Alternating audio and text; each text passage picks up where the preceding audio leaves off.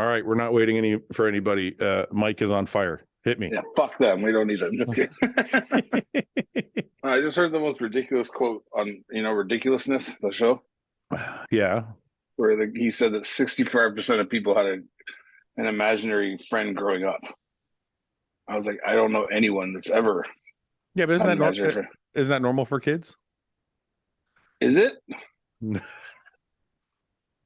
I thought that was normal. I'll tell you one thing. If I had a kid and it had an imaginary friend, I'd give it a real friend, and it would be a fucking psychotherapist. Okay, wait, no. Wait a minute. Wait a minute. Isn't it? I thought it was normal for like little kids to have an imaginary friend. Like I'm talking like toddlers and shit. I don't know. I mean, past the age of like 3, that's fucking odd as shit. They're making it seem like it was like adolescent kids. Because there was like videos, they showed videos after of like teenagers. Okay, talking to fucking imaginary people. If you're a teenager and you have an imaginary friend, it's a fucking problem. Take that kid to fucking KMH. If your child has an imaginary friend, they're not alone. It's common for toddlers and young children to have pretend friends that they share experiences with. That's WebMD. And then how old? Should I be concerned if my friend has an imaginary friend? Yes. You should. Maybe a sign of mental health issues. Where does it say that? No, it does too. Shit. Rest assured, most imaginary friendships during childhood are considered normal. Okay.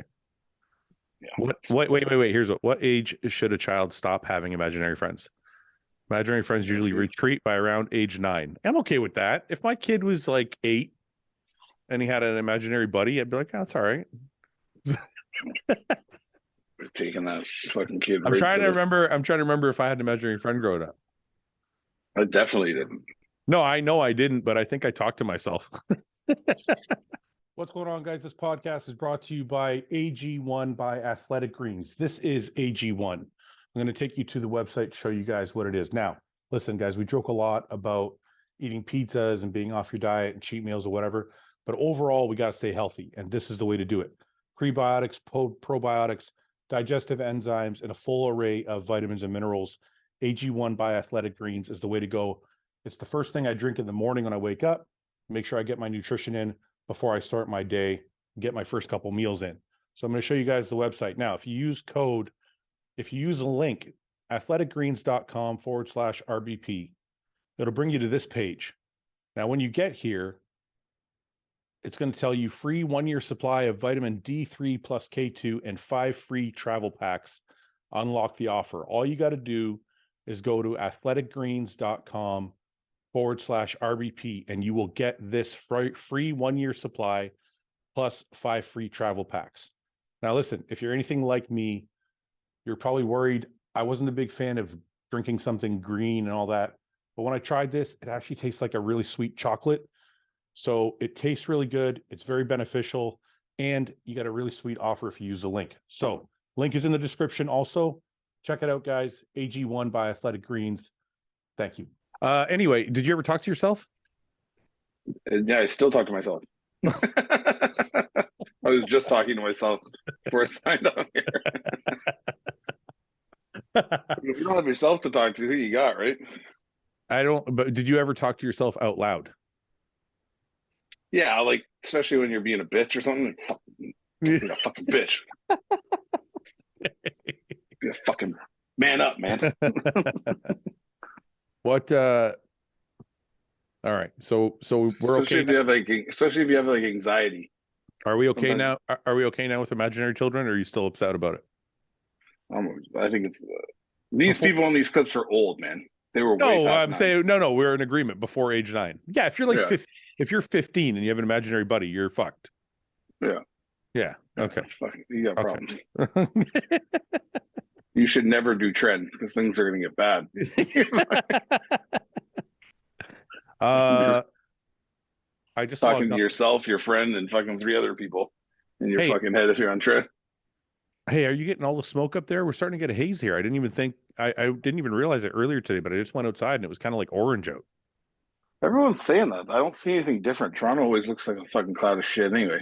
Yeah, I know. It like literally looks like gray all the time. But I saw pictures from New York today. Yeah, It I was saw like, that too. For those people who don't know, who don't watch the news or anything, Canada is on fire. Like Quebec, Alberta, yeah, BC. just coincidentally, just like 20 fires started at one time. We're just like we're the conspiracy guys. That's the problem. And they're pushing the climate change agenda like pretty hard. And they're pushing the 50-minute cities, and they don't want anybody to live in the And in the country. Everybody trying to move everybody into the cities. Guess what you'll have to do if the air quality gets too bad? What? Lock down. That's right. That's so just so people all know, coming back. It's all coming back in a different way. fuck, Bringing it back. Ian's still got Skeletor face. He hasn't fucking eaten anything. What are you not? Are you fucking starving yourself? Yes. Yes. I'm not eating. I'm moving down to classic now. We're talking conspiracy theories. Oh, which one? The fires that are raging in Canada. Oh yeah, the fucking air's crazy, eh? I just actually, when we were talking about it earlier in text, and I didn't even notice it all day today, but I just went to grab a coffee, and I went out, and I'm like, it's actually kind of orangey out. Yeah, well, I mean, all over our streets on my car, there's like yellow dust like everywhere, you know? Like it's covering everything, like the streets, like all along the curbs and like everything on the street, on our car. It's like yellow. It looks like pollen, but it's not. It's like a yellow dust from all the smoke in the air. Yeah. Yeah. How far are you guys? How far are you from the main, like where it's happening though? I don't know. I don't think there's some, I think, pretty close to where I am, but I'm not sure how far. Well, I just don't understand why it's so bad in New York City. Because that's the wind is taking it that way. Taking it right there. Yeah. I mean, New York's right across from Montreal. Strong ass fucking wind. Isn't it Montreal? The New York State is right there. That's where you cross the border. But it's like hours deep in like New York City. Yeah. Yeah. It's not like Syracuse or something. Yeah, but the entire province is on fire. So it's like, it's a lot of. Hey, Paul. He's wearing it. Hey, guys. Look at the shirt. Yeah. Show him the back. I like it, Mike. Show him the back. Tile foot. Yeah, turn around. Show him the back. Okay. You got to move your chair, Mike. Oh, boy. No, Paul show us. There we go. Oh, there we go. Paul, we can't see anything. There we go. You can't see it. How about that? Shorter, taller. Shorter. Oh, taller. Yeah, right there. Perfect. There it is. Yeah. Screenshot that. I wasn't really happy about the choice of pictures that Fouad picked. I didn't pick it. He just said, send me some pictures of Paul. And I sent Mike a bunch of pictures, and that's the one he picked. Next time, please, Mike, ask me for the pictures. You look mischievous in that picture. That's why. It's like I think that was after the first bet I lost. I think I had to shake my head. When Mike saw that picture, he was like, "That's it." Immediately, he's like, "That's the one." So we're talking conspiracy, Paul. The forest fires. We're wondering why the fires all started at the same time and hundreds of kilometers apart. Is that strange? Yeah, tell us why. What's your theories? Well, we're completely fucked conspiracy. What are they distracting us from? I think I don't think they're distracting us. I think that it's this climate change agenda, and I think within a week, if this keeps up, we'll be in lockdown again. I got a bad connection, but I need to reboot. Yeah, you should probably reboot, Paul. It looks like you're like in and out. Hang on. Okay. Anyway, so Ian, the conspiracy is climate change and 15-minute cities. Sure.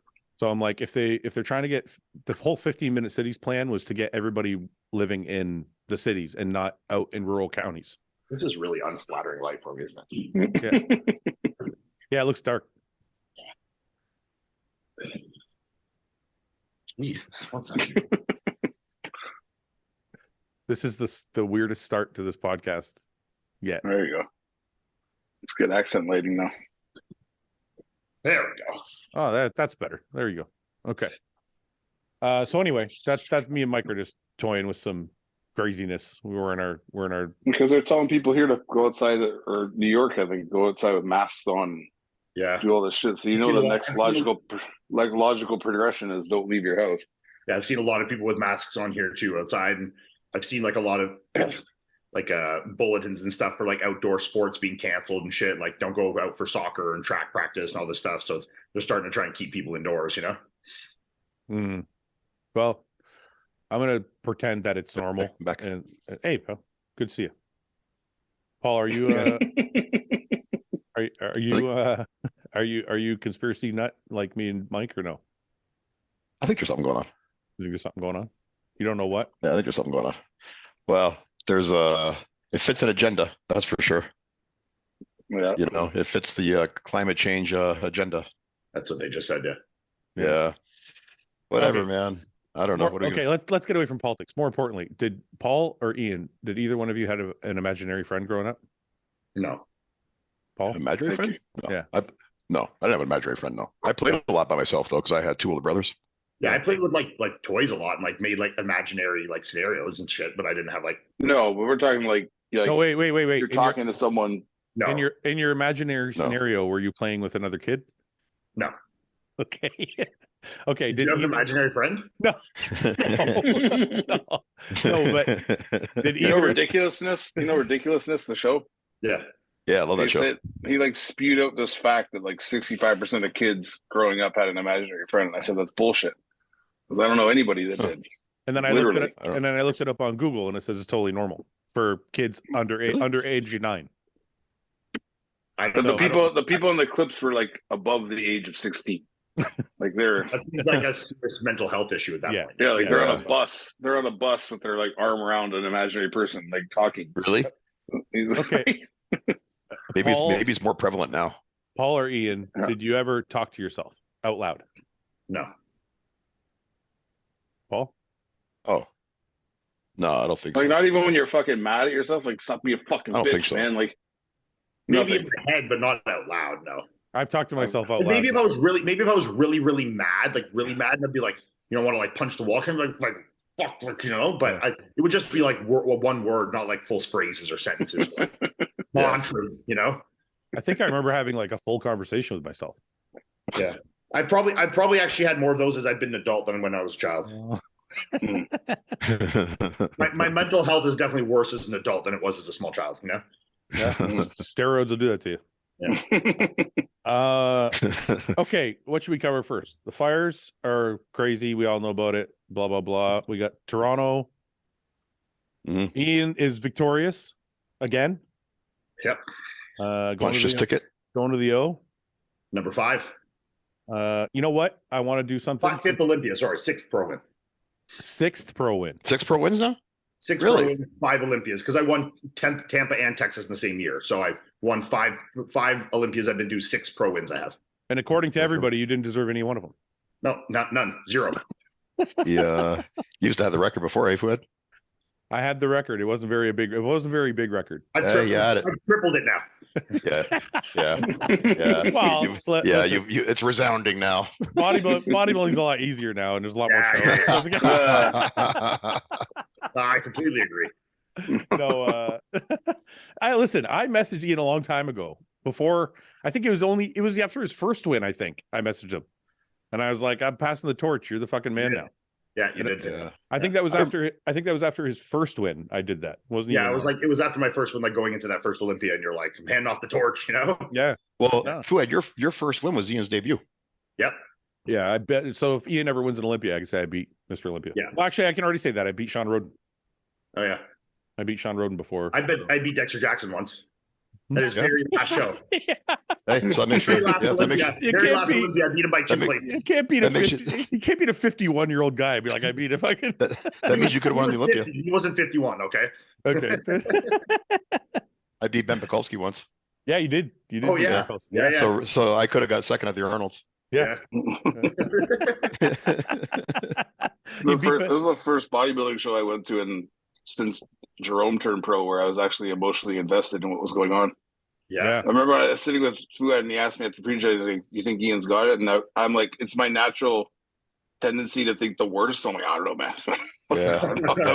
I'm not too sure. I don't want to say anything. I want to jinx it. Yeah, I do that. Like, fuck, man. No, it's like, and then I told myself, I'm sitting in the back this time because I don't want to sit at the front because it was bad luck last time. I was like, feeling fucked up in the front. no, Too close for me. it's funny you said that, Mike. I do the same thing. It's Oh, like yeah, we do it to protect I just ourselves. assume that, that either me, like if I'm in it, I'm gonna get fucked, or the person I know is gonna get fucked. So I'm like, oh fuck, man. I always remember feeling that when Melissa was competing. listen, it's like when Samson did the Arnold, and I had a conversation with Hani on Friday night. I'm like, I think they're gonna give it to Nick. Yeah.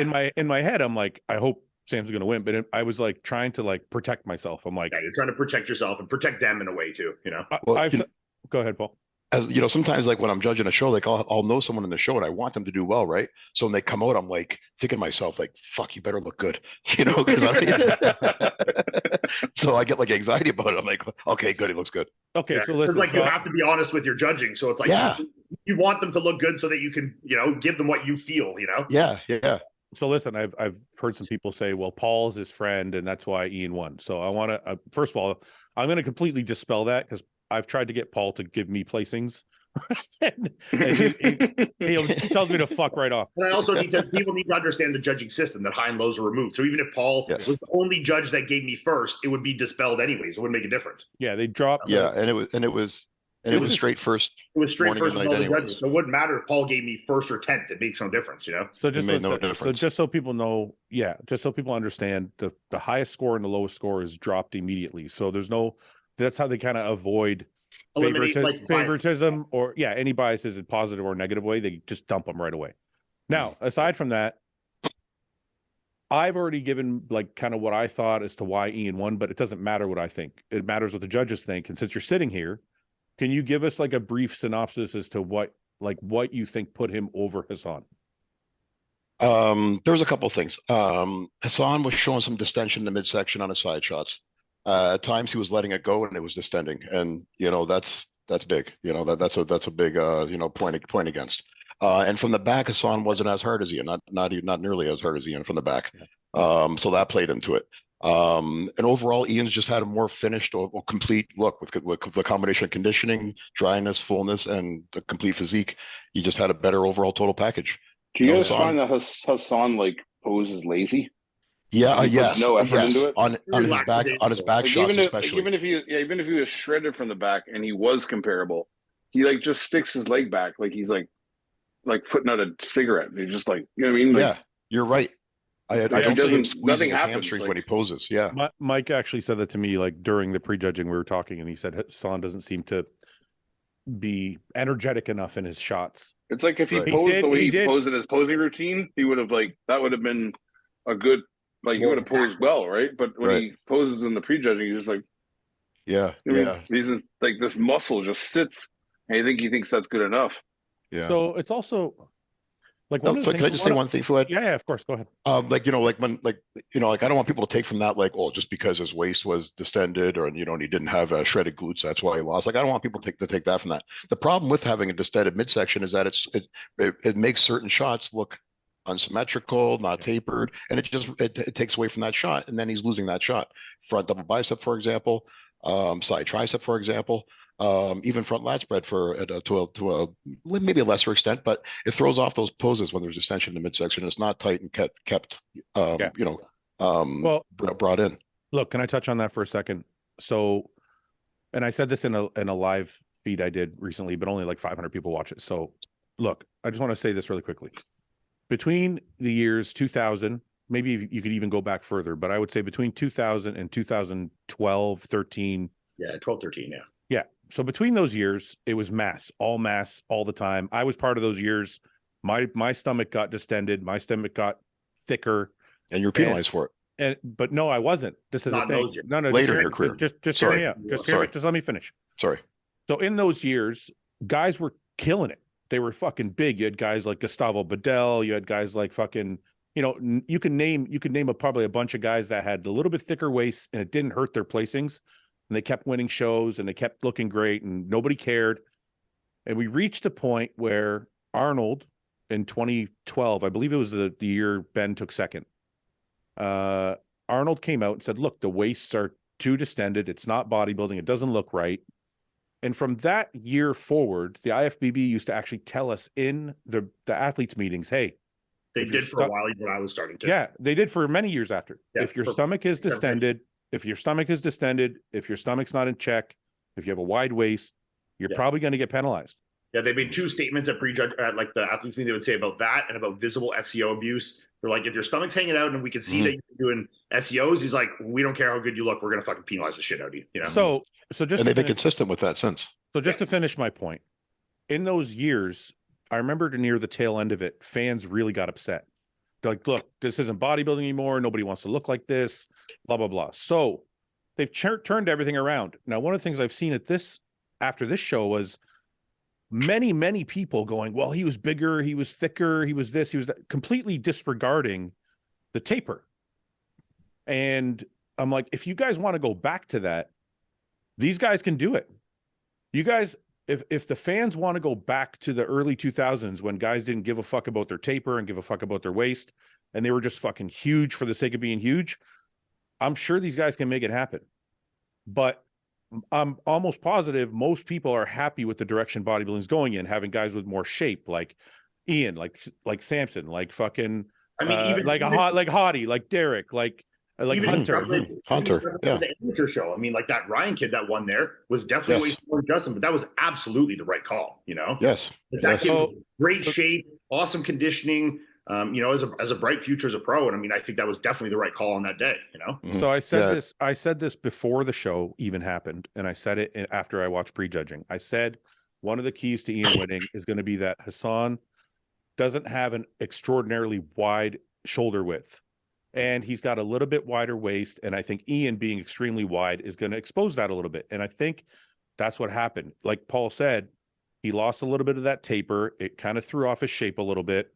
And then if we want to go back to rewarding muscularity, then we're going all the way back a decade. Can I just break down a little bit for people? So this is, Paul, correct me if I'm wrong, because you're at the judges table. So if we go, this is the way I kind of look at it as a fan. And when I'm trying, I know people want to really be like, I know I'm right, I know what I saw, but I'm telling you from being at the show and then watching the live feed afterwards, there's a dramatic difference in what you're seeing live versus online. Did you see people that were in the crowd and they were taking video of the crowd like live on the stage, and then they would look up at the screen and like look back, and it looked like two completely different things. Yeah. You know, I mean, it's like, I'm not going to sit here and be like, you know, if you don't see it live, you got no eyes. Look, you can judge whatever you like, inform your own opinions. That's fine. If you think Hassan won, that's completely fine with me. I'm not sitting here telling anyone what they should. I'm not trying to defend you. I'm just trying to break down the show. I'm just speaking to myself. You know, I just think I'm not trying to change anyone's opinion. You know, I feel very happy and very, you know, valid in my win. And I really don't have a whole lot other to say about it than that, you know? Yeah. I think you had 7 of the best judges on that panel. You had Tyler Mannion head judging that panel. You had Gary Udit sitting to his left. Myself, Rudy Jambrozik. Between us, we probably have 70 years experience judging shows. Yeah. It was a straight first morning and night. Well, there's nothing more needs to be said. And don't forget, Jim Mannion himself was there. Yes, right behind me. And Jim commented on the show itself. Like he said, he also commented on it. He grabbed me at one point by the shoulder, turned me around, and he was like, "Iain's got this." He's like, if Hassan would have came in a little tighter, brought his waist in a bit more, maybe it's a different conversation. He's like, but Iain's got this show. Yeah. I mean, look, I'm not gonna lie. When I saw Hassan backstage, I've competed with Hassan 4 or 5 times. And this was by far the biggest and most muscular I've seen him. Mm-hmm. Yeah. You know, like if my package wasn't as polished, I absolutely could have lost to Hassan. This was a very good version of Hassan. He was big as a fucking house up top. Like everything. He was I've been to the Olympia and seen the biggest guys in the world. This was one of the most muscular humans I've seen. But I don't think that was enough of an overall flow of the package and when you bring the conditioning in plus my structural size to quite edge it, you know? So can I just want to break it down like this, Paul, and you can tell me if I'm right or wrong. So when I look at physiques, I try and look at them in 3 and 4 categories, right? So if I go muscularity, symmetry and aesthetics, and then I go conditioning, that's kind of how I try and break down a physique. So when I look at those 3 categories, if I go muscularity, I go Hassan 10-9. If I go symmetry, and aesthetics, I go Iain 10-8. And if I go conditioning, I go Iain 10-8. Yes. So if you're breaking down a show like that, it just stands to reason. I'm like, this is what, and this is the part that is tough in video. The conditioning wasn't close, and it's not just, and it was, to me, it wasn't just from the back. From head to toe was not close. Because even from the front, the separation in Iain's quads versus the separation in Hassan's quads was vastly different. Mm-hmm. So it's almost like, this is what I said about Hassan in my breakdown. I still believe this is true. Last year, when he worked with, I believe he worked with AJ last year. And when he won Orlando, yeah. When he won 2 shows, I think, last year. I think and so in both shows, Hassan looked the most shredded he's ever been, but he was also downsized. Yeah. So this year, one of the things I heard, and I'm not sure is true, is he was up 20 pounds. Now, I don't think he put on 20. That's what his wife told me. Yeah. Yeah, I don't think he was up 20 pounds of muscle. I think they over dieted him and his body came back to be 20 pounds heavier. But in doing that, they lost some of the conditioning they had the year before. So I think what Hassan has done right now is he's kind of trying to walk this balance of showing extreme muscularity and also bringing a condition. And he has to find the balancing point between last year's look and this year's look. Yeah. And when he does, he's going to start fucking killing people. Yeah, what I'd like to see him do is do another show in another couple of weeks because he's not, you know, And be a little tighter. Yeah, To my knowledge, I think he'll get better. I think he'll get better the more he in competes. 7 or 8 weeks or whatever it is. Now, the only thing he's going to have trouble with is his waist doesn't look distended this way, and it doesn't look like it's necessarily from food. It's more just he doesn't have a really strong taper. Yeah. So I don't know how It's much. like his slope shoulders. Yeah, and like, narrow like shoulders. it just sits down into his waist. It doesn't. It's have, also like, because he doesn't have the wide projecting. shoulders. There's so much muscle on the frame that it almost accentuates the squareness of his waist, Right. especially in shots with his hands up, like the front double and stuff like that. Right. But So I mean, listen- all I gotta say is like he looked to me. I thought he looked great. I think his conditioning, if he, like you said, if he brings it in a little bit, it could have been a very different story. Yeah. But that wasn't the story at this Yeah. show, and it ended up the way it did. Right. So I want to ask you a question, Paul, and sorry, I have to ask this because people will be like, it's disingenuous if I don't. What do judges like when you're sitting at the table? And I kind of know the answer already because we've seen this multiple times at various shows, but I believe it was Phil Viz was saying something about judges mark down tears and stuff like that. Now, I know that it's got to be somewhat true, but we also have seen people like Tony Freeman, top 5 at the Olympia, winning multiple shows with a pec tear. Hunter was 4th at the Olympia with a pec tear. I mean, Rami had divots in his quads, won 2 Olympias. So we've seen people with tears win shows before, but at this show in particular, is that conversation going on at the table? Oh, it'll happen, yeah. Because if it's affecting the physique, it's all about your physique, right? Whether it's due to a tear or due to a lagging body part, it's still part of your overall package. If it's taking away from a pose and it's making you lose that pose because you got half a pec, you got to judge what's in front of you. So if you're seeing, so then that would stand to reason. Like if we take Hunter, for example, and someone says, well, his pec was torn. How did he end up? Yeah, but I don't 4th? see Hunter's tear as taking away from his physique. I don't either. That bad. I don't either. I'm just asking these questions. Yeah. This is what people say, right? Yeah, like you've seen mine, right? For like I got a bad one. Like so, I think, in my opinion, it does. When I did compete once with it, it did take away from my poses, the majority of them. But Hunter's isn't that noticeable to me. Like, yeah, you can notice it, but it doesn't take away from his poses, in my opinion. So if we're talking about Iain's pec and whatever is going on, whether it be like a lack of hydration, lack of food, tear, whatever it is, was that something that the judges looked at and said, okay, that's a problem? Obviously not because he won, but like, was that even a conversation? No. The way the conversation will play out in something like that is, okay, let's take, for example, it's a side chest. It's a side chest mandatory pose. We're looking at the pose. I'm sitting next to Tyler, Gary, Rudy, whoever it may be. And we're like, what do you got here? Well, Ian's chest looks a little flat here. His chest looks huge. Hassan's got a nice taper on this pose. He's got his hamstrings are popping. He's got everything on this pose. Or, so it's just, that's how the conversation will go. It's not necessarily Ian's got a flat chest. So, but let me ask you this question too, because I think people sometimes confuse this as well, because I don't think they're very clear on it. When you're looking at a side chest, you're also not just looking at the chest. You're looking at the shoulders, the arms, the legs, the taper. No, you're saying taper from the shoulders to the waist. No, you're saying for sure, but I think some people that watch bodybuilding shows They hear side chest, think it's chest pose. They think if you're doing, if you're doing a front, if side tricep, they're judging the tricep. Bicep. Yeah. Frontal bicep. They think you're just looking at arms. There's a lot of there's a lot of people that watch this show that aren't necessarily like hardcore bodybuilding fans. So I'm trying to explain kind of how it works. So when you see a front double, you're not just like when you do a front double bicep, you're not just looking at just the biceps. You're looking at the entire physique, right? If anything, right. Otherwise, the guy with the biggest arms wins that pose. Yeah, I mean, if not, front double bicep is like probably the one that the arms are looked at the least, because like that's where you really expose like your shape and your flow. You see your quads from a straight on angle. You show your waistline with your arms above your head. Like that's where you see your lats unexposed with being hidden by your arms. Like it's one of the most exposing there is. Yeah.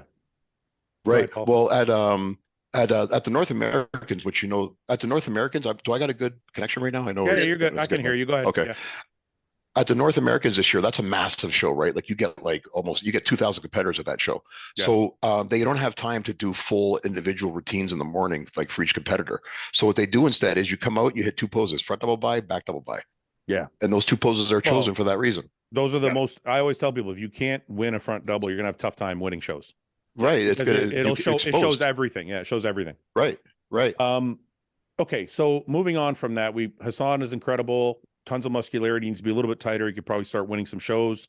I mean, he's probably going to win a show and be at the Olympia this year, and I'm looking forward to the opportunity to prove once again that I can beat him, and I will beat him. You know. Third place, I had Ross. Ross ended up taking third. Yeah.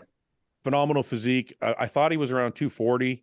229. 229, and apparently Tonio was 218 when you won that show. Wow. I mean, crazy, eh? Yeah, he doesn't. I mean, he doesn't. That's why I tell people weight doesn't always matter. Like it looks. Look at Phil Heath. Phil Heath used to weigh like 245, 250. Even less. No, he was less than that, man. Yeah, and he looks like he's fucking 275 on stage because he's so fucking round. Yeah. So Ross, I gotta say, and Mike can attest to this, makes everybody want to compete because he's like the most so much energy. The most fired up guy I've ever seen on stage. Like he just and his face. I love it. His facial expressions when he poses, he's just like he's so fucking aggressive. He's like just posing made me want to be like more like aggressive and like have more fun with it. He's fun to compete with, you know. Yeah, and he seems like I gotta say I never really met him before, and I didn't really have much to base an opinion off of him. But like spending a little bit of time with him backstage, just like he's a really cool guy. I really like him. Very down to earth guy. You know, we had some chats. He met Melissa back there, and I really like him. He's a great bodybuilder, and I think he's a guy that's really not like caught up in the noise of bodybuilding. Yeah. And the noise of social media, which for me especially is extremely admirable and something I really struggle with. So he hats off to him. He's a bodybuilder's bodybuilder, and he's doing it for him and for his love of bodybuilding, desire to be better than he was the day before, and not to appease anybody else. You know, I've had him on the podcast, but we've never met in person, and he was exactly the same in person as he was on the podcast. Yeah. Honestly, like very, very cool to meet. Just a nice down to earth guy. And Dom Cardone was back there with him. Dom also awesome guy. Yeah, Dom's great. Very complimentary to everybody, and just a good couple guys, man. I was happy for them that he was able to take third. I think Dom's issue is Ross's issue is just going to be size. He's got incredible shape. His conditioning is incredible. If he just puts on another 5 or 10 pounds, he'll also be in that. Yeah, if he's like 235 to 240 instead of 229, that's because I mean from the back he's excellent. You know, his shape is excellent. His muscularity is excellent, and from the back, he's got crazy legs from the front, back, and side. Mm-hmm. Yeah. You know, obviously, just the up top, he needs more muscle, but I mean that comes with time. I mean, I have you guys. So I'm going to interrupt for a minute. A fan gave me this. Thank you very much.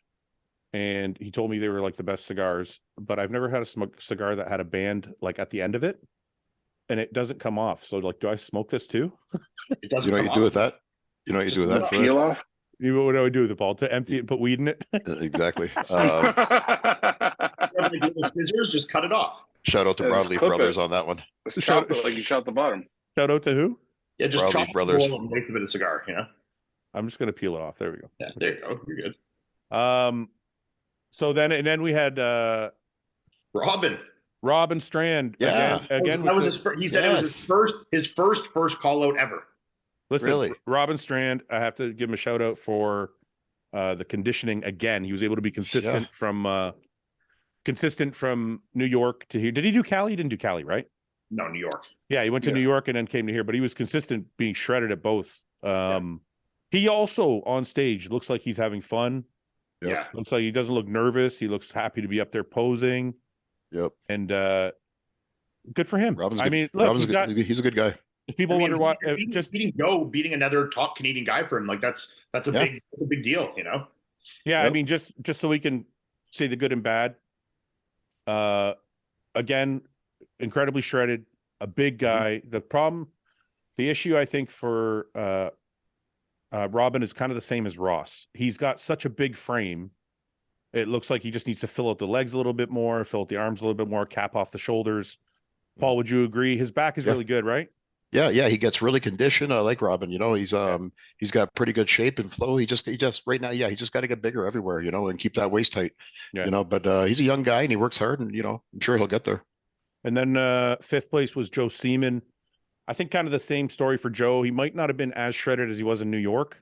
No, his condition. One thing I'll say about Joe, Go ahead, Fouad, Paul. Go ahead, Paul. he looked way better at the evening than he did in the morning. I noticed He that. was I noticed he that. was the one guy that I was really like impressed with the change in him from the morning to night, and there wasn't that much of a turnaround. It was only a few hours. I think he was just flat. I think he was just flat in the morning. That must have been it. Yeah, because he looked like nothing was popping. Like he was posing, and his chest wasn't coming alive. Like Yeah, it wasn't like New York. he was actually fourth in the finals, but it wasn't enough points to make up from the morning. Yeah, they split. Yeah. So you had Iain straight first, Hassan straight second, and then was Ross straight thirds. Yes. Yeah, And then it a split with Robin morning and night with him and Joe. Yeah. it looked pretty clear. And this is the really tough part. It's like I really hate to be the guy that's like, oh, you got to be there, but honestly, most of the people that were there kind of felt like that was the way it was going to go. I don't want to toot my own horn, but I got off stage and almost everyone. I mean, everyone that obviously spoke to me, but a large amount of people were like, "Congratulations, you fucking killed it!" Like that was I got you winning. Like you looked fucking crazy. Well, no, like, but it was evident. It was evident by like the internet analysts, right? Like you have Nick Strength and Power, you have Nick Trigilli, you have some of these guys who and they all kind of were saying kind of some of the same things, and I was saying something different, but it's because I was there, and I'm like, it's not that they're wrong or they don't know what they're talking about. It's just I also have to tell. There's a reason. 1 second. There's a reason, and I said this in my stories on Instagram. There's a reason why the judges fly around the world to be 10 feet from the stage. Yeah, you can't. I'm sorry. I know this is a really shitty and it sounds like a scapegoat, but you cannot judge a show properly through. I also have to say something here, and maybe people will understand when this is constantly the same type of critique I get at every show when I win. Maybe the difference is that you're not there, because the people that are there very, very rarely don't agree with where I'm placing. And the people online, in a lot of cases, very much disagree. So maybe you just have to look at the common denominator here. And it's not that I shouldn't be winning, because I 100% wholeheartedly believe I've never won a show that I didn't deserve to win. Maybe it's that you weren't there and didn't see. Maybe I don't translate well to video. Maybe I don't translate well. I think it's a lot of people fucking hating too, to be honest with you. No, that's it for sure too. And I think a lot of people love to hate me because I used to chomp back, and people would post this kind of stuff. And if, Trigilli or Nick String Power, and I'd go on there and be like, you had to be there, blah, blah, blah, Like, look, I've come to a level of acceptance with this. And, look, would I be lying to say there hasn't been moments where it hasn't bothered me and I just wish people saw what you guys all saw, when you were there in person, they could be like, holy shit, Iain really fucking hit the nail on the head. Like it wasn't so much debate over it. But I also know that is not what wins shows. Instagram doesn't win shows. The judges sitting 10 feet away from me win shows. And that the people that were there, they know. And that's really like what I just have to know what it Can I interrupt? You know what it is to me a lot? I'm sorry, Paul. This is the most delicious cigar I've ever had. I can make that better for you. It's got weed in it. It's got weed in it. Yeah, come over to my house a little while. It'll make that taste even better. No, listen, I got to tell you, I'm not a cigar connoisseur. I'm like, this might be my new favorite cigar. What's the brand? Tabac Especial. TABAC? Tabarnak. Not Tabarnak. Wait. It's not focusing. Wait, there we go. See that? Yeah, TABAK. Yeah, Tabac. Tabarnak. What kind of cigar is that? I don't. It says Drew Estate. I don't know what, like, if it's Dominican or Cuban. I don't know. Huh. But it's fucking delicious. It's got like a sweet taste to it. The leaf has like a sweet taste. It's because it's been becoming a connoisseur. Yeah, I got something very good dipping in LSD hash oil. Right. Anyway, look. No, let me say one thing though, Fouad, first, please. Yeah, go ahead. Yeah. Online people who are bodybuilding fans, but not, I don't know if you want to call it like, more involved with the sport type fans, they just see muscle and they always want the guy with the most muscle to win. I'm telling you right now, the guy with the combination of shape, size, and conditioning will always beat a guy who's just more more just size is his only advantage. It's bodybuilding. It's not who can be the biggest. Well, like Let's I just said, face it. Ian won because he smiled more. We all know that. That's true too. Yeah, he's pretty. Ian's pretty. It's my new haircut. Sounds pretty too, but My beautiful blue eyes, you know. anyway, look, I just want to touch on a couple things. Congratulations Thank you. to Ian for winning. I did have a list of like excuses that I thought were funny. We don't have to like go through all. I just want to go Let's through play a few. Yeah. I want to go through. This should be funny. Hassan lost because he's Egyptian. Even though Rami won 2 Olympias and he's Egyptian. So okay. And doesn't Hassan live like in Burlington now? Like yeah, right he lives in Canada. Yeah. Yeah. Wait. Technically, you would live in the US. Wait. I got more. Ian won because he's with Raw.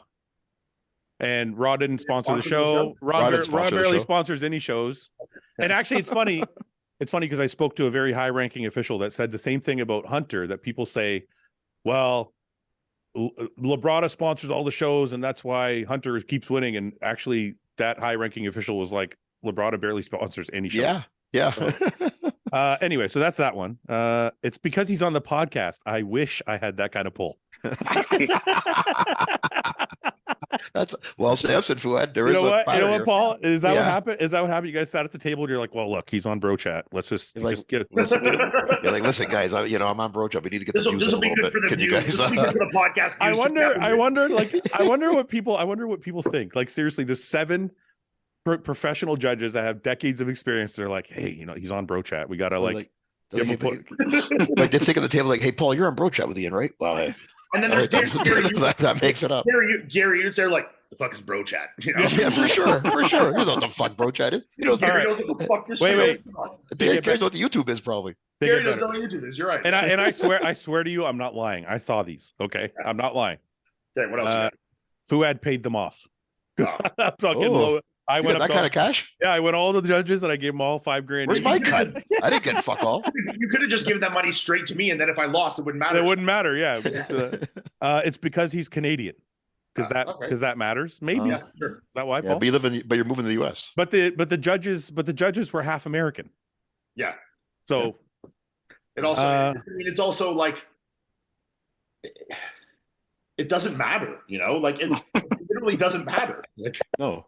It doesn't matter where, like, if the guy was the best body, like where you're from, what does that do for the Canadian show? It doesn't do it.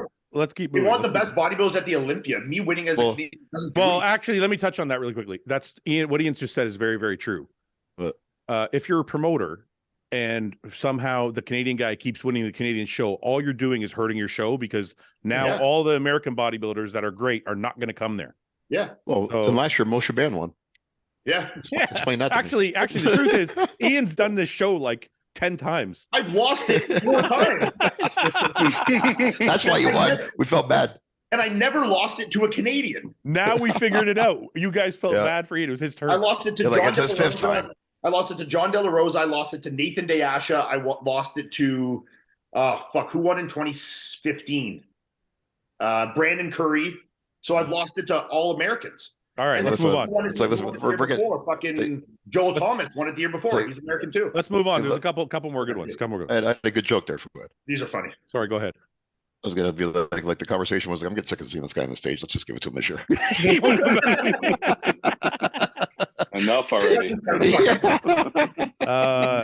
He didn't win because Hassan's Muslim, even though I believe Hadi's Muslim and Rami's a Muslim. So there's a conspiracy there. Yeah. Ian picks the easy shows. Ian's won Tampa, Texas. You've won every fucking small show. What do you mean? It also doesn't make sense because Ross won Cali and beat the winner of New York, and then he ended up 3rd in this show. Yeah. So that means that Hassan technically could have won both of those shows, and then I beat Hassan. So I've actually won the hardest show of the season so far, other than the Arnold, because there's only been 3 shows, and all the guys have like trickled in, and I beat all of them. So I've won the hardest show. It's ridiculous anyway. You have 6 wins. And everyone's been Texas, Tampa. I mean, I've won them all. So and the last all 6 wins have been a gift, apparently. Yeah. The last one is my favorite because C-Bum. love that. It's awesome. Where was Chris at the Olympia helping my fucking placings? Is that what? Yeah, really. Is that what you guys did, Paul? You guys sat there. You leaned over to Tyler. You're like, "Hey." That's all I said. C-bomb. Chris is his brother. Chris is his brother. Like, Yeah, oh, I was like, I don't know if you know Tyler.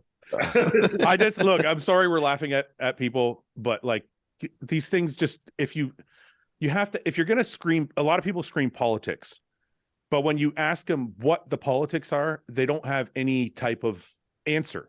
Yeah, they can't necessarily understand why somebody won, so they say politics, and then they just walk away with it. And it's like, I feel like, look, it's like this. Remember last week, and I'm not trying not to be an asshole, because last week or the week before when we did the podcast, I believe it was you and Jose were on because Iain was gone, and it was Mike, Paul, and Jose. And Jose and Paul are both judges. Paul is a pro judge. Jose is an NPC judge.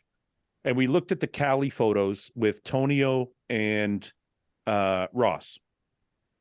When I asked Paul who he thought won, because we were going over the breakdown, the very first thing you said to me is, well, I can only go by the photos. And I said, I know it's not accurate, but let's just go by the photos and see what you think.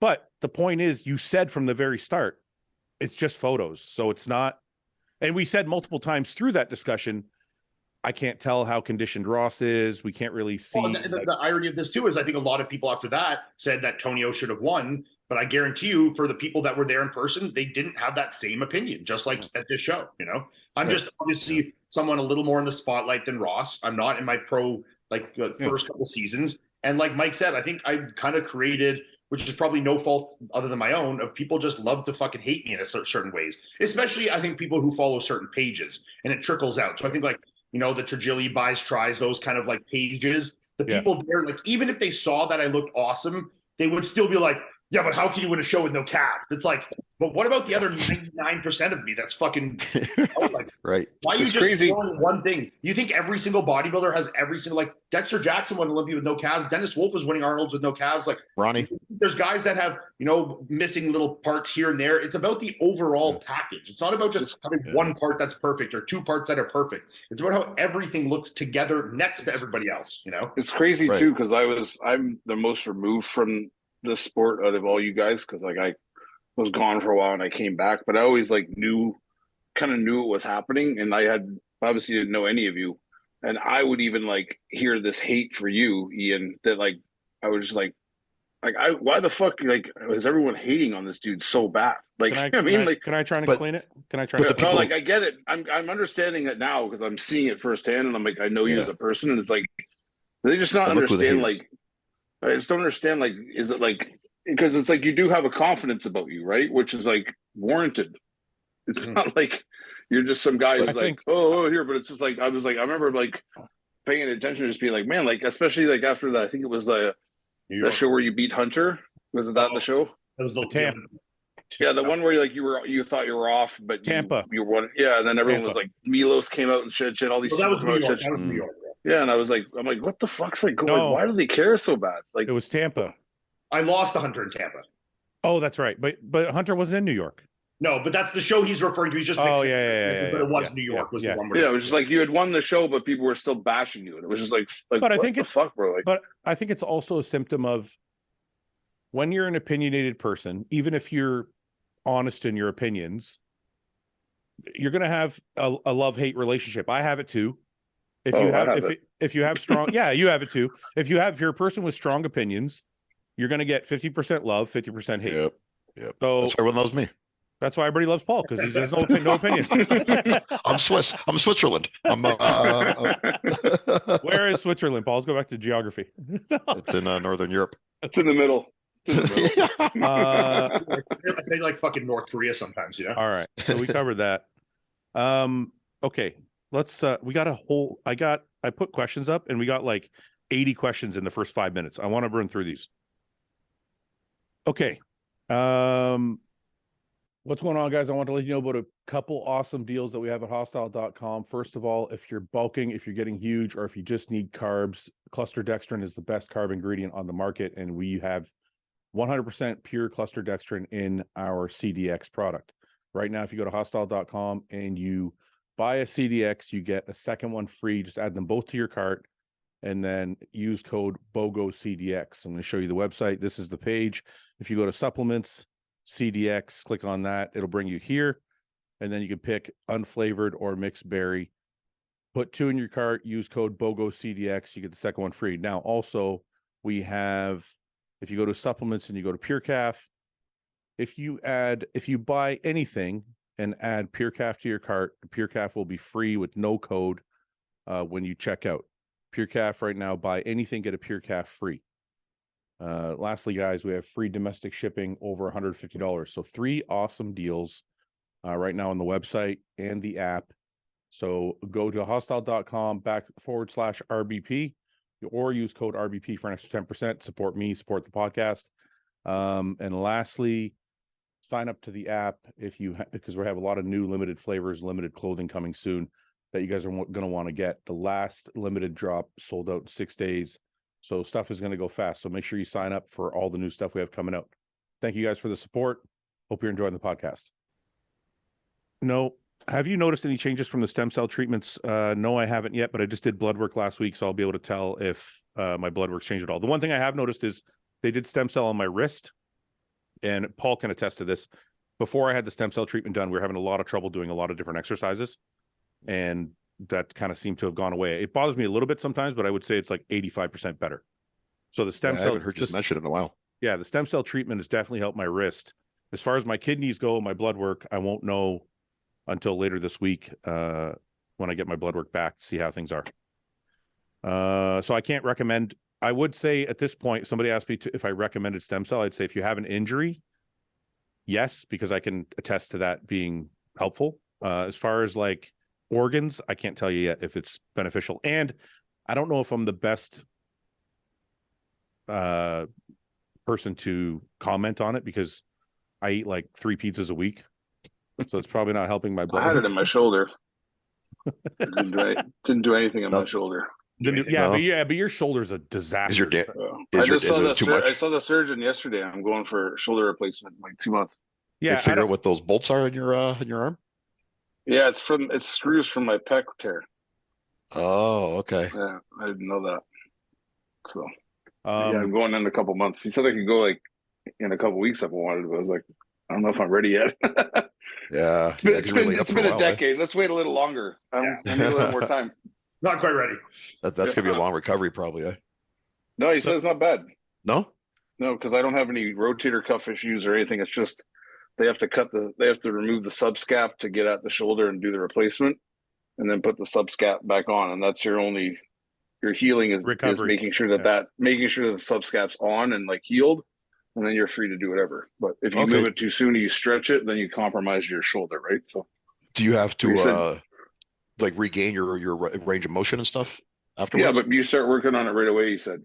Oh, okay. You start doing like external and everything, and don't even wear a sling. He said you just wear the sling in situations where you might like jerk or something like that. So I'm pumped. I might go this weekend. Fuck it. Yeah, get it over with. Let's do it. Luckiest moment you've had in your life? Oh, winning the Toronto Pro, clearly. All right, man. Got a horseshoe up your ass, bro. I'm gonna say buy a lottery ticket, Ian. I'm gonna say 2 weeks ago, a cop could have taken my motorcycle and he didn't. That was probably the luckiest moment I've had in my life that I can remember to date. I have a very distinct one. What? When I was, I don't know if I should say this or we're gonna have to cut it out. It might be damning for my fault. Okay. We'll cut it. When I was a kid, I was pretty young. I was looking for something in my dad's closet, and I found like a pair of shoes, and it had a little key in it. And I knew he had a lockbox with a gun in it in his closet. You told us this story. Go ahead. They haven't heard it. I don't know. They haven't heard it. So I saw, and I knew it was a key for this little lockbox. So I opened it up, and he had a handgun there. He has like a 45 in there. So I'm a little kid now, and I'm playing with this fucking gun. Like I'm not, And I don't know what. Like I was smarter than this, but I'm sitting on the floor cross-legged because the thing was on the floor. That it was like bolted to the floor in the bottom of the closet, and I was like playing with it, and I shot it. and I shot it through the floor, and I must have missed my fucking leg by like millimeters. But at first it was weird because I didn't think it. Obviously, I was deaf immediately. Like, you shoot a gun inside the house, like you're fucking, you know. Yeah. And I was like, but it was into carpet. It was like right where the carpet of like the bedroom met the closet, so there was like a crease there. So it didn't look like I'd actually shot anything. I was like, oh, what the fuck? My dad was outside, like working, like doing stuff like with the tractor and whatever. Luckily, So and you then can hear it? I go downstairs 30 seconds later, and there's a fucking hole in the ceiling the size of a goddamn watermelon, and it went through the ceiling into a door, through the door into the wall, and it was fucking drywall just like everywhere, you know. Holy fuck! It had gone through That's the studs. crazy. It had gone through the studs like of the floor, like right through them, like a fucking hot knife through butter, like boom, right through. Yeah. Wow. I How missed old my were you? leg. I would have been blown my entire leg off. Yeah. How old were you? Less than 14. I don't know. Wow. Wow. That's Yeah. crazy. That's lucky. But like that's Yeah. like if I had had that aimed 1 inch lower, I would have no leg, no right leg from the knee down. That's for damn sure. Yeah. Yeah. I can't actually Wow. think of the luckiest moment in my life that's anything like that. Neither am I. Yeah. Not like that. I remember I've not. had, like near misses on like almost getting hit by cars as driving, I like got some car stopping. Yeah. Yeah. I got a one lucky situation once that was actually it was more like I caught a break rather than got lucky, but it was, I don't know, I was probably like 20 years old, smoking weed behind a bar, and undercover cops rolled up, and so they were going to arrest us. They had us in the back seat. They started taking our information, and then the one cop turned around and he was like, "Paul," and I was like, "Hey." I won't say the guy's name. Because I didn't know it was him at first. I used to bounce in bars and he used to work downtown. And he was like, "Get the fuck out of here." And he let me go. But like that could have changed the course of my life, that one little drug charge for smoking a joint. I have one like that, but I don't want to talk about it. I have one that was like, I have one that was really bad actually. That I just remembered. I was like 23 or 4 and I was really fucking hammered. But anyway, okay. Do you remember the one time, Fouad? Remember one time, Fouad? We got really fucked up somewhere, and I think Al drugged me. And I woke up the next day. I don't know what happened. One of our buddies used to drug us sometimes without us knowing.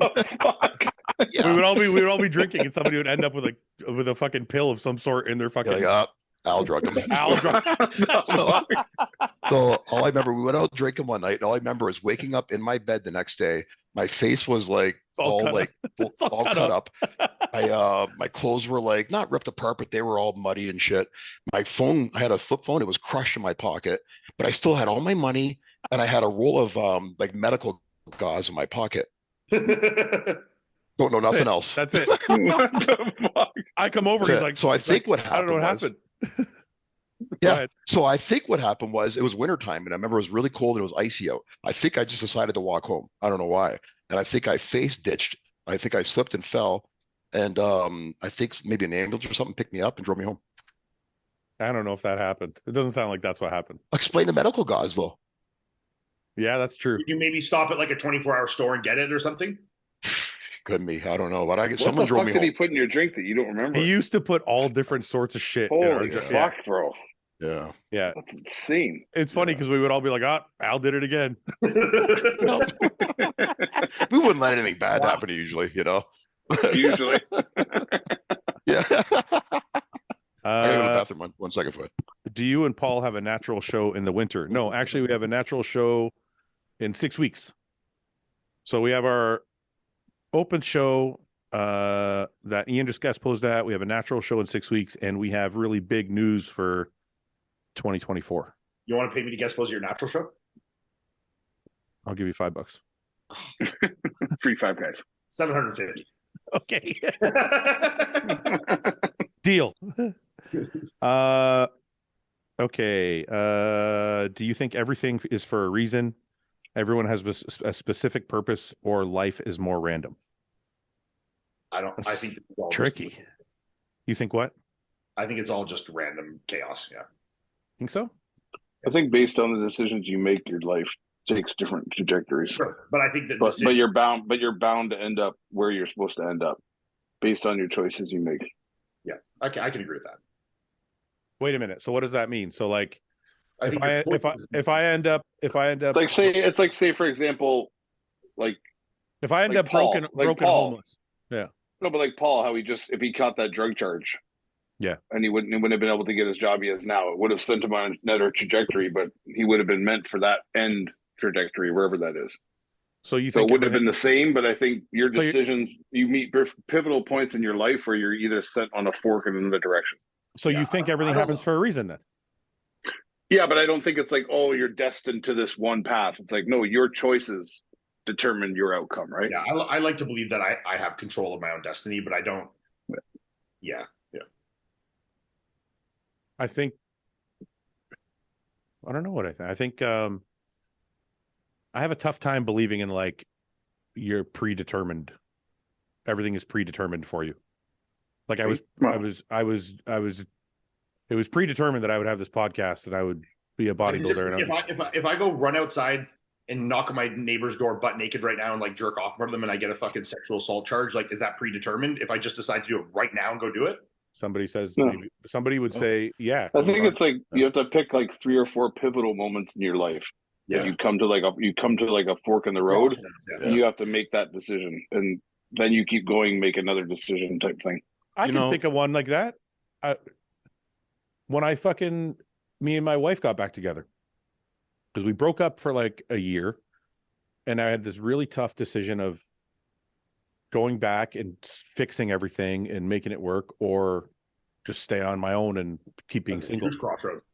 Yeah. And I remember, and I'm like, you know what? I don't know if I would be where I am right now if I didn't go back. I think of how different your life would be. Yeah. Or even relationships that you may have ended in your life because you knew they were going to take you down a path that wasn't going to be good for your future. Yeah. Huh. Interesting.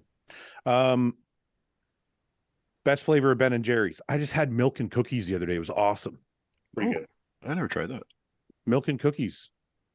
Fudge brownie, double fudge brownie. Is that what it's called? That was good. Be careful, Mike. If you say you like chocolate, Ian will call you feminine. Fucking gay. Okay. Hey. Mike, do you agree that if you like chocolate too much, that's a feminine flavor? Because I think it's the opposite. Consider me feminine, man, because I fucking love chocolate. Is it because you associate with women's periods? Yeah, it's like women, it's like women like eating chocolate on the. I'm talking more like boss chocolate, not like chocolate ice cream. You know. Yeah. See, I think, like a problem. See, I think the opposite. I think if you like strawberries and shit, it's more feminine. Well, I agree with that. I think men just eat vanilla ice cream. You know. Yep. 100%. Yep. Vanilla milkshakes. Yeah, all those. Paul's a vanilla guy. 100%. We're gonna go for a vanilla milkshake. Me and you, Ian. Yeah. We'll go for a vanilla milkshake. That's the most boring shit ever. You're basically just drinking cold milk. You know what though? I actually saw a poll on YouTube the other day, and it was asking chocolate versus vanilla, and there was 57,000 people, and it was 56% vanilla. Really?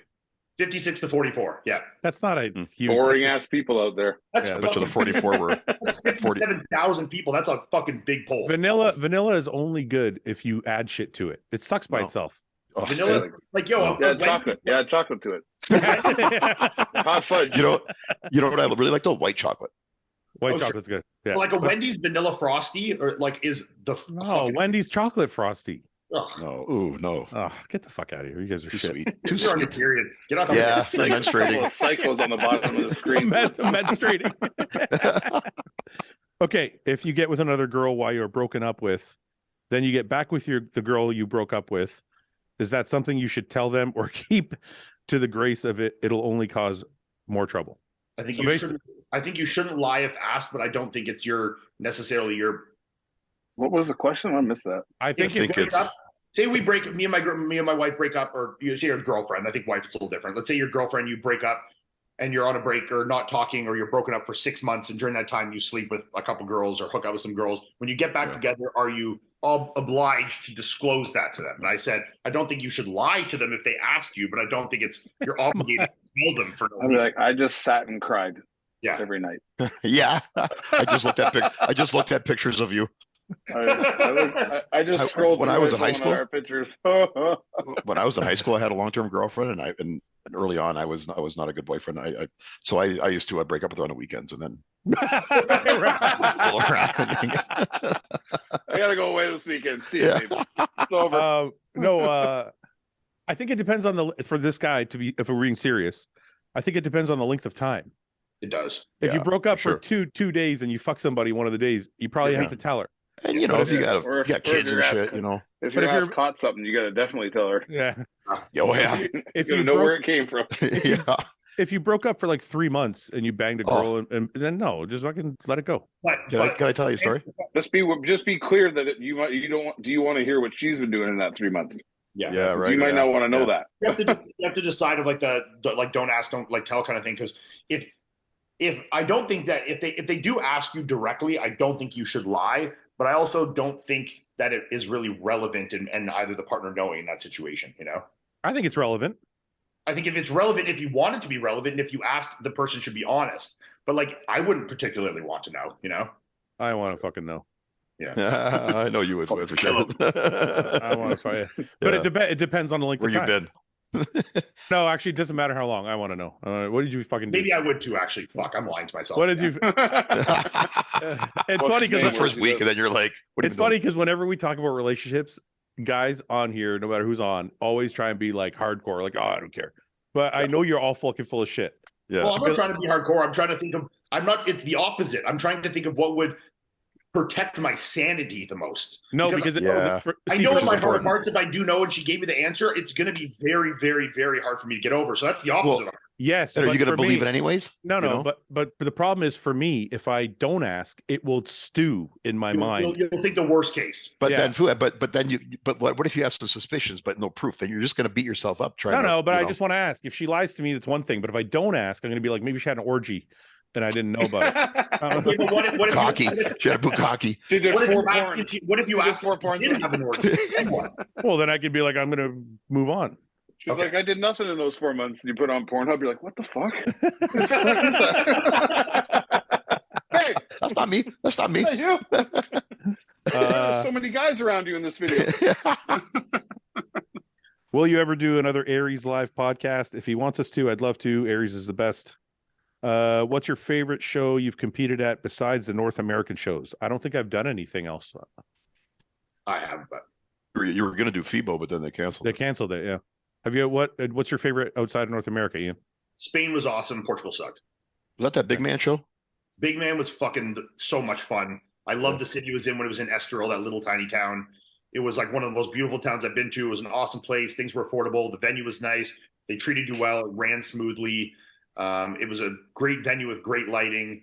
The only critique I would have is that the backstage was outside and it was summer and it was very hot. But other than that, that's just being whiny. The show in Portugal, they put on an excellent production, but they made it too much for the crowd and not enough for the bodybuilder. And so they like had this stage that comes out of the floor up onto the thing, but you're standing there for like 30 minutes. It's like you pump up and they're like, okay, we need you to stand on this thing. And then we had to all stand on the platform on stage while every single person did their individual. So you're standing there on stage, just like with your hands at your side, where 17, 18 guys do their 1 minute individual. So it's like, and I'm V, so I pumped up fucking 45 minutes ago, and then I'm like staying there like a toothpick. Yeah. So it's like, it's a great show for the spectators. It was in like this casino that was like amazing, one of the nicer venues I've ever competed in. But they focused way too hard on making it a spectacle and not thinking about the athlete. Well, and that's why me and Paul's first and primary thing is always, let's make sure the Athlete athletes first. are taken care of. And that's why when Kevin Because I'll be completely honest, I'll never go back to that show for that exact reason, you know? Yeah, and that's why when Kevin came out at night and he did his act and it was like a little bit longer than expected, and I felt bad for the people backstage. We went back and apologized to them, and stuff. So it's like the athletes should always come first, always. Yeah. And in retrospect, we always learn from things, you know. So next time we would just let them know, hey, it was going to be a 45-minute break. So, you know, don't pop up too fast, you know, whatever. And any bodybuilder that's competed long enough will know what shows you're treated differently than others, and they're going to be the ones you're going to gravitate towards. I mean, like, obviously, you know, I love the Canadian shows, but I mean, any of like the Tim Gardner shows, like any of these ones, you know, like those are great shows too. Like some of these shows, or the one I did in Texas was awesome. You know, like Freddie, Nadu, and those guys put on a fucking sick show that was so fun. Like, but they made it. They put on a good show for the crowd, but the athlete was always the primary thing. That's how it should be. Always made sure that you had good stuff to pump on. The tanning was organized. The venue was good. The air conditioning worked. Like that the hotels were close, that the venue was close. Like they made everything very, very conducive for the athlete. And it makes you want to go back, you know? Yeah, well, This you one- need that. Without the athletes, there's no show. You know, I mean, like you can put on a great show, but the 4 guys show up. Summer, if two people break up and they're apart for any specific amount of time, do you want to know what the guy was Don't doing? ask her this. Don't ask her this. Don't ask her. This is going to lead to some problems, Fouad. She's going to want to know Oh, why you're man. asking. It's like I'm Do watching you you want get to? in a Do you car want to crash. know what he was doing while you weren't together? No, Summer doesn't want to know. Make sure you tell her that someone asked What if that the guy question. wants to Was know? it, Do you have to tell? Is it like a don't ask, don't tell? Like you both don't tell, or like if the guy wants to know, or will you tell? You will? Why would you do? Well, Yeah, you shouldn't lie. Like I said, you should be honest. what's but that? Yeah, Don't ask if you don't want to know. yeah. But if you did have something to tell, would you tell, or would you just say no? I didn't do anything. You wouldn't lie. Okay, that's why I married you. Not a girl. Okay, this one actually I'm interested in, but I don't think we're getting an answer. Mike, No. What is it? It already sounds awful. what's the most money you've seen Drake spend in one night? I'm not answering that. Can you give me an over under? Like if I guess a number? I could. I don't know if you want me to divulge that. All right. Give a huge ballpark so that he's not being too specific. Then. Is it like Over over $100. over under 250,000? Way over. Yeah. Okay, forget it. Oh, I want to be at that fucking party. Holy shit. Yeah. It wasn't a party. We'll say that. Another activity. All right. Well, you have to tell us after the podcast. I'm really curious. Yeah. Any of you guys ever considered charging money or doing a contest to let average Joes like us fans come to work out with you? I don't know. Not really. We never really considered You that. just come work out with me any day you want. So that's I was gonna say You make can an just offer. pay. Mike's a trainer. You can just pay him to go work out with him. Yeah. He's not gonna say no. I'm there open, every day. I'm open to offers. If you want to pay me an astronomical sum of money, you can absolutely come train with me whenever you want. How much would it take, Ian? If you Fine. cover your own flights and stuff and come to Ottawa, I'll work out with you for. I'll do a week of training, a full split. Yeah.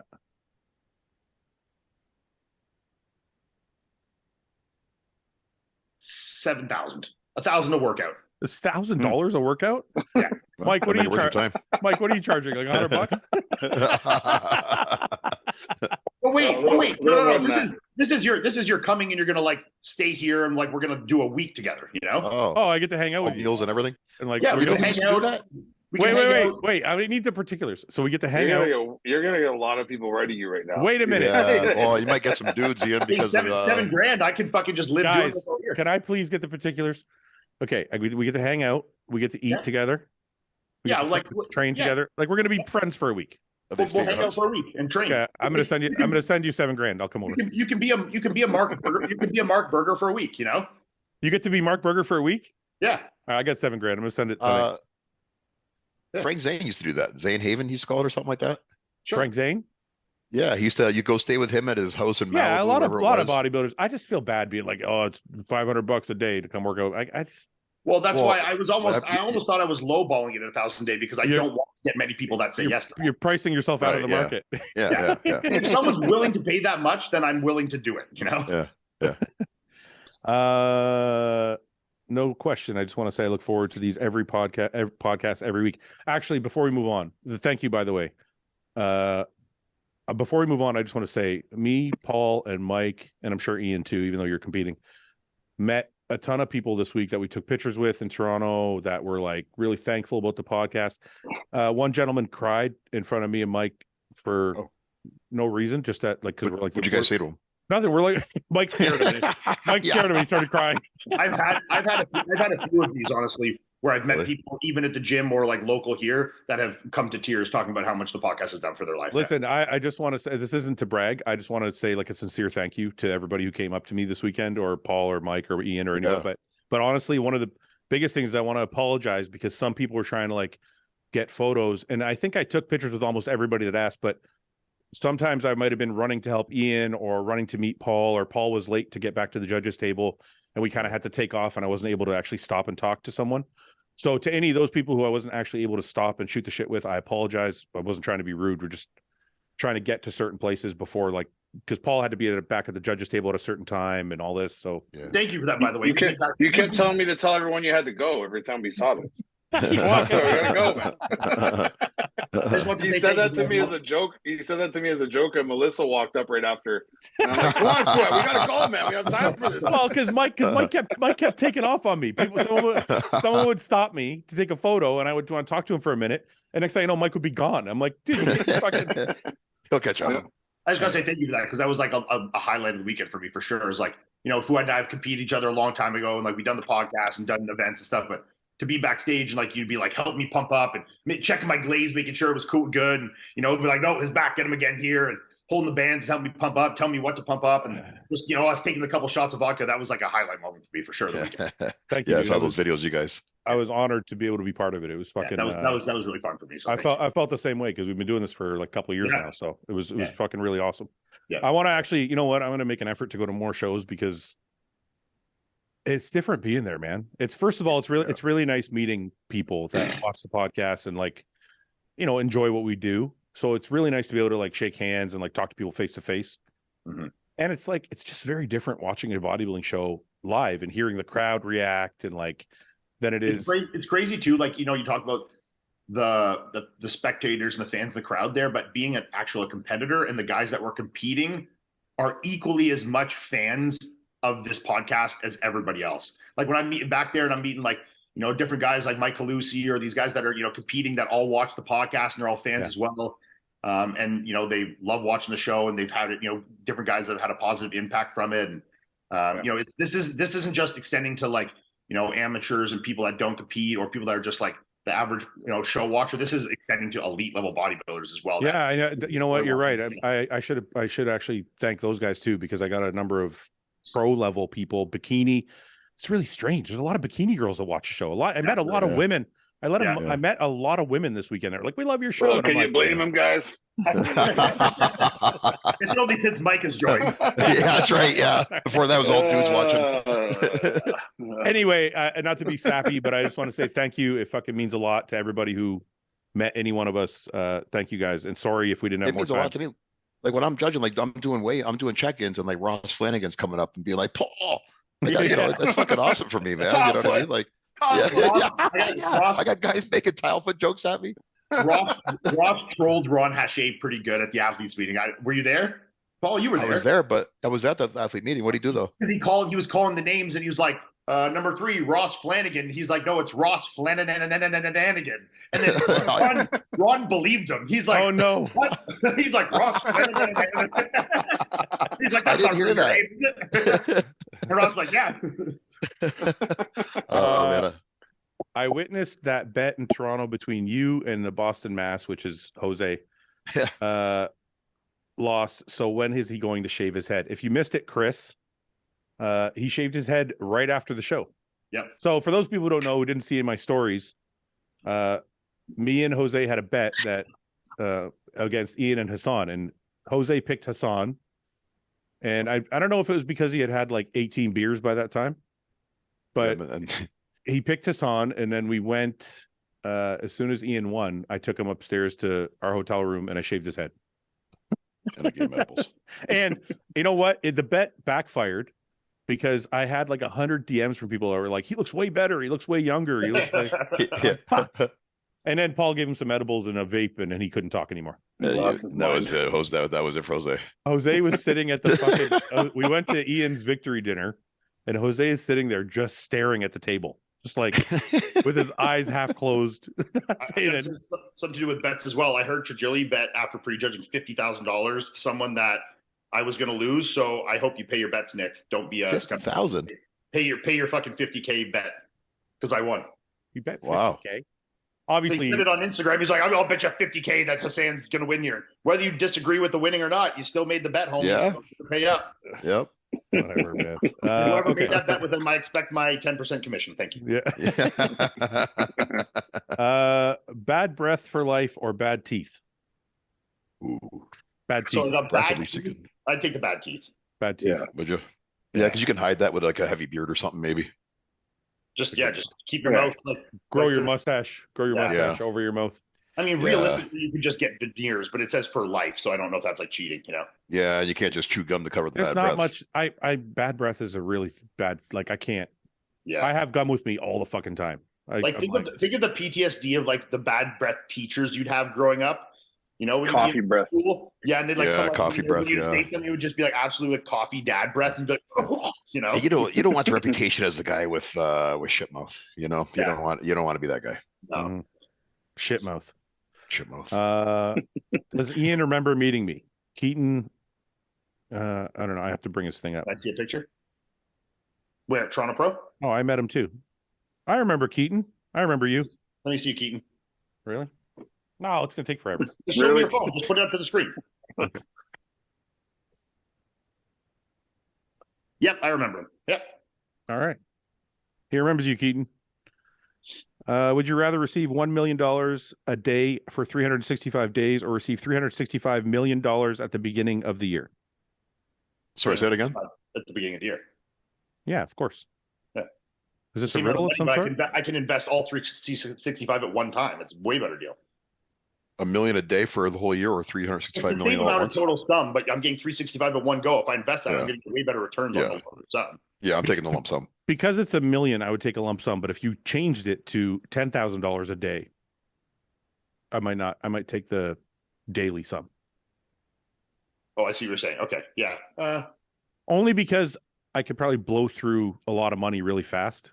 365 million, man, is no. That's why I said if it's million, really it's million, I'm okay. But if you said it's 365,000, I'd be like, I'd rather take that daily. I see what you're saying. Yeah, because you could blow that through, no problem. Well, I put that down payment on a house, it's gone. You get some more shit for your bike. And it's also not so much that if you put that. It's also not so much that if you put that in some kind of investment, you're going to get that rich off it. You know?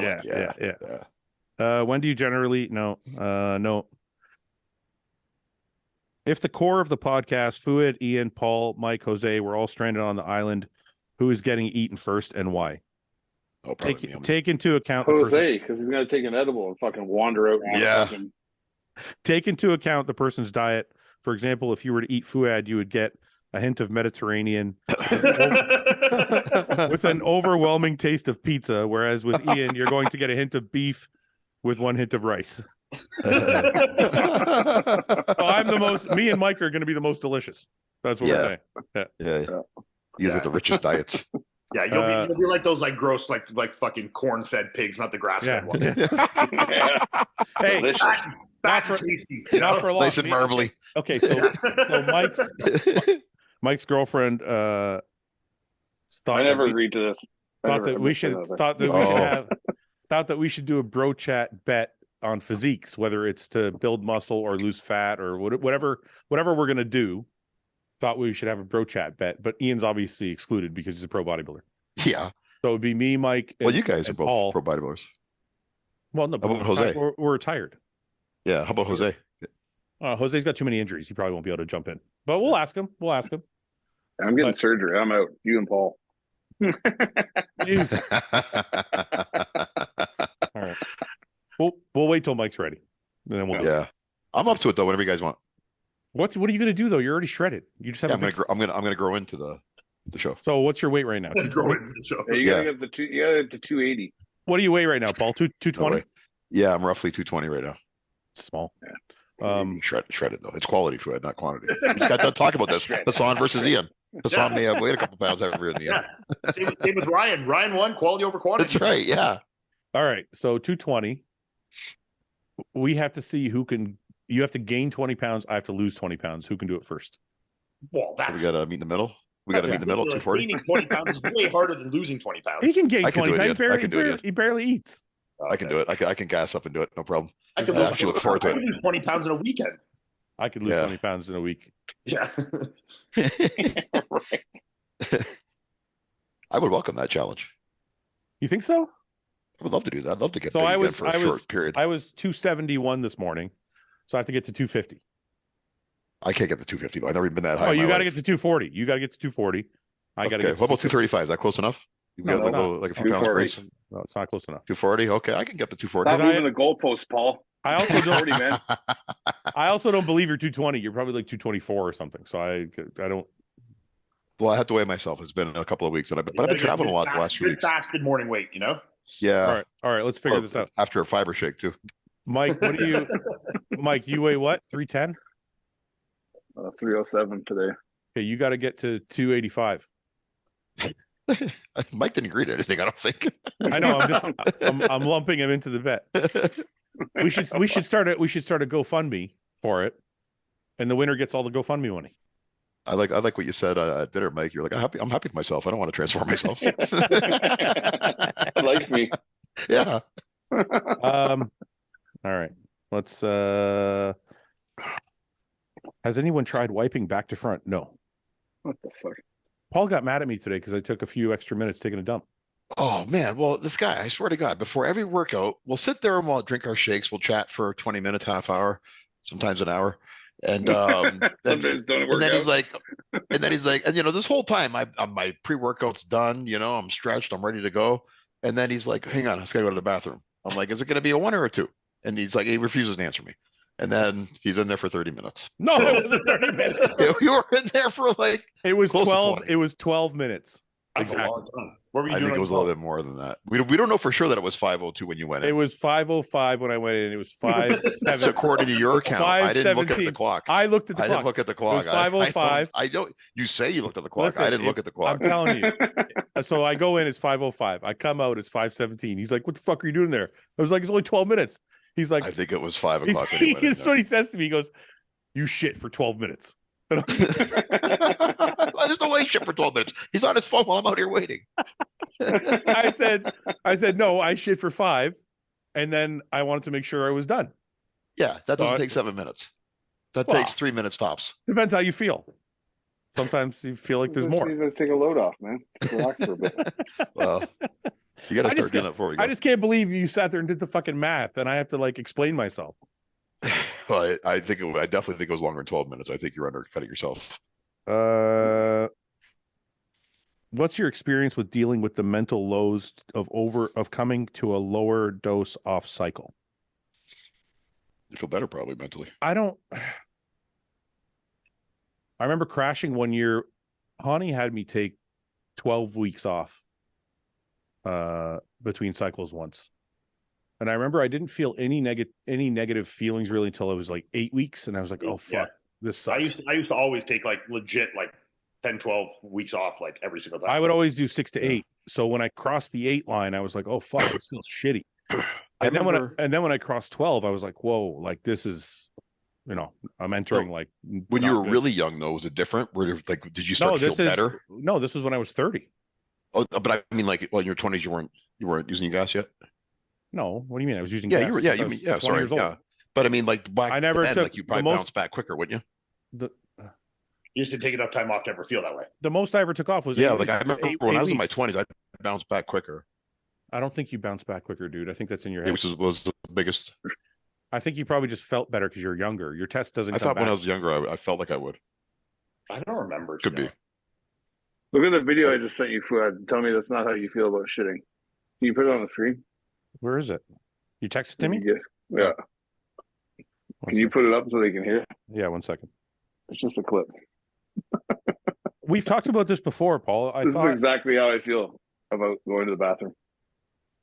We talked about this before, Paul. You thought it was because you were younger, and I thought it was just because if you're younger, you feel a little better. That could be it too, for sure. Like, you're less joint pain, less injuries, whatever. I just thought like I'd feel like but I feel like my sex drive and things like that would come back quicker too, back in those days. That's like possible. after like 8-10 weeks, whatever. Okay, let's see, Mike.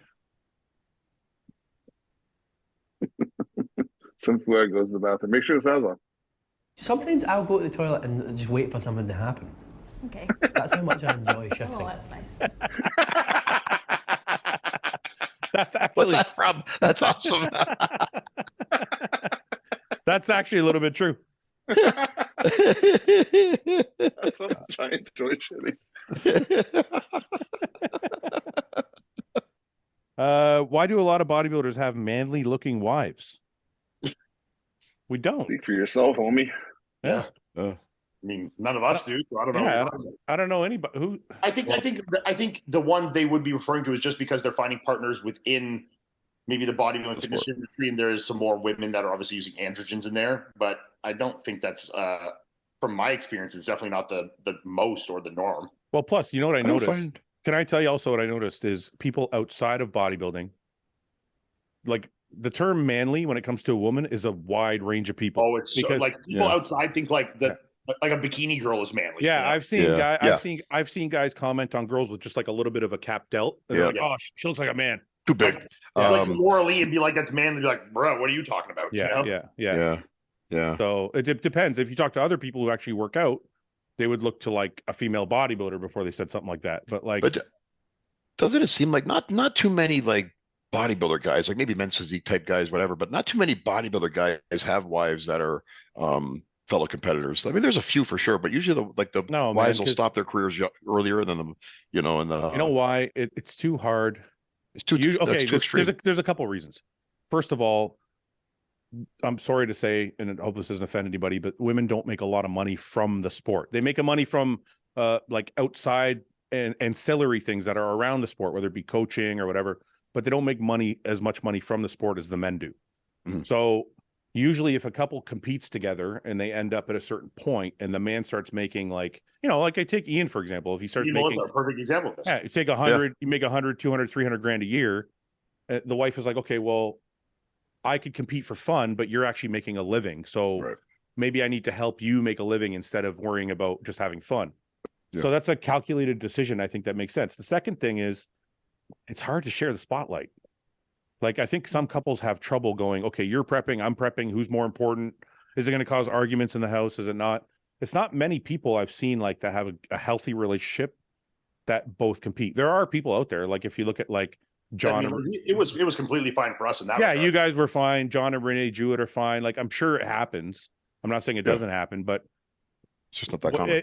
From my experience, from people I've seen, usually one person's getting jealous of the other, or one person has to like sacrifice their time for the other, and it gets difficult if you're both competing. It's always easier if you have somebody. I feel like the best case scenario is somebody who understands the sport but isn't necessarily involved in the sport. Yeah.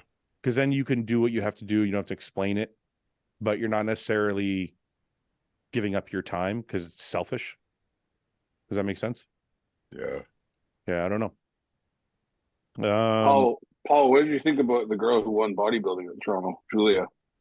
Oh, you know what? I like Julia. I judged her in Victoria, and I spoke to her afterwards. I think she's got great. I saw your video. Saw your video. She's a big fan of the podcast too. She's awesome, man. Yeah, she's crazy, a cool chick. crazy. Yeah, she sorry, I shouldn't call her a chick. I was disrespectful. Sorry, she's a very cool person. But she's got great shape too. Then she's part of the like I was talking. We were talking about women's bodybuilding before, how it's going in the right direction. These women who are coming out now, and she's one of them. They've got shape. They still have beauty. They're still feminine looking, and they're leading the sport in the right direction.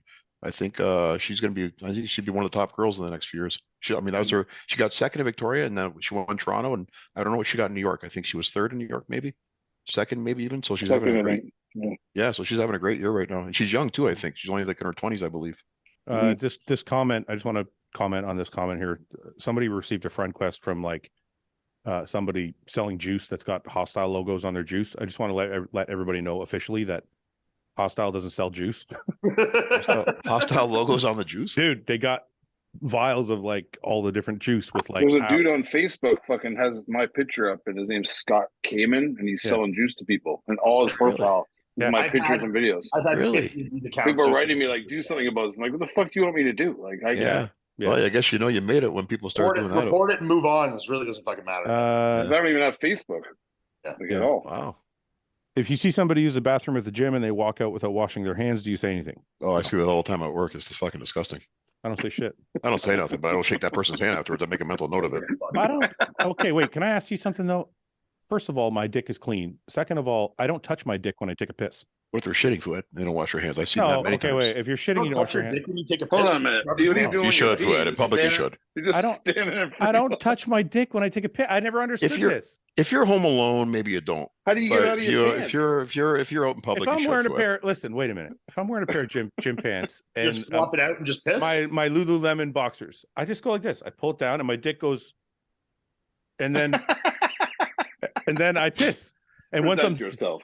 and then once I'm done pissing, I go, okay, back in your fucking So underwear. you and don't give it a little shake and put it back. You just kind of like jiggle your butt. yeah, a bit? but if I shake, I shake my pants. I'll just go like this. Yeah. Oh. Yeah. Don't you get like little piss drops on your pants then? No, because my dick's hanging out. Like if your dick's little, it's not Yeah. gonna you're fucked, and you have to like take it out and shake it. But if you have a good size hammer, then it'll just hang out for you. That's my Yeah. problem. Yeah. Okay. yeah. God damn it. I know what you're saying, Fouad. But in public, you still gotta wash. Paul's like, I know what you're saying too. I got it. I do. But in public, you still gotta wash. No, I'm not. Wait, I'm not saying you shouldn't wash. I'm just saying, you're not really touching anything when you're taking a piss. Agreed, 100%. Yeah, I mean, I also don't pee on my hands. I think If it's just to cue people to like be conscious of washing their hands throughout the day. Well, some Honestly. people probably manhandle their dick when they're pissing too, though. So they should wash their hands. Yeah, they're playing with it and shit. Right? Yeah. Do you think women really need to wash their hands after they're peeing in the Yeah, bathroom? Like, yeah. but they're Well, not touching their vagina. But they wipe and then But they wipe with paper and they're against their vagina. It's like but what if the Yeah. pee goes through the paper? Yes. Yeah, what if it's one ply? What? Yeah. Right. Yeah. What if there was a lot of That's pee? sandpaper. Really What if there was a lot of pee and it got damp and now it's on your hand? You get pee on your hands. I don't know Yeah. if it's that much pee is just But left. pee's sterile. I don't Yeah. use Sterile, is it not? I also don't think that like it's dripping out of your vagina, so it's not like there's just like a puddle on it. Like Yeah, it's but what like, if your vagina's wet and then you're wiping your wet vagina and there's pee? Oh. It's a high heat area too. yeah. So I think it is. It's a very high heat area. There's the legs are together. No. There's pants. You know There's who? two layers. You know the woman I met this weekend that I was so happy to meet was Ian's mother, and she watches this. Oh, so now she's gonna such hear a nice woman.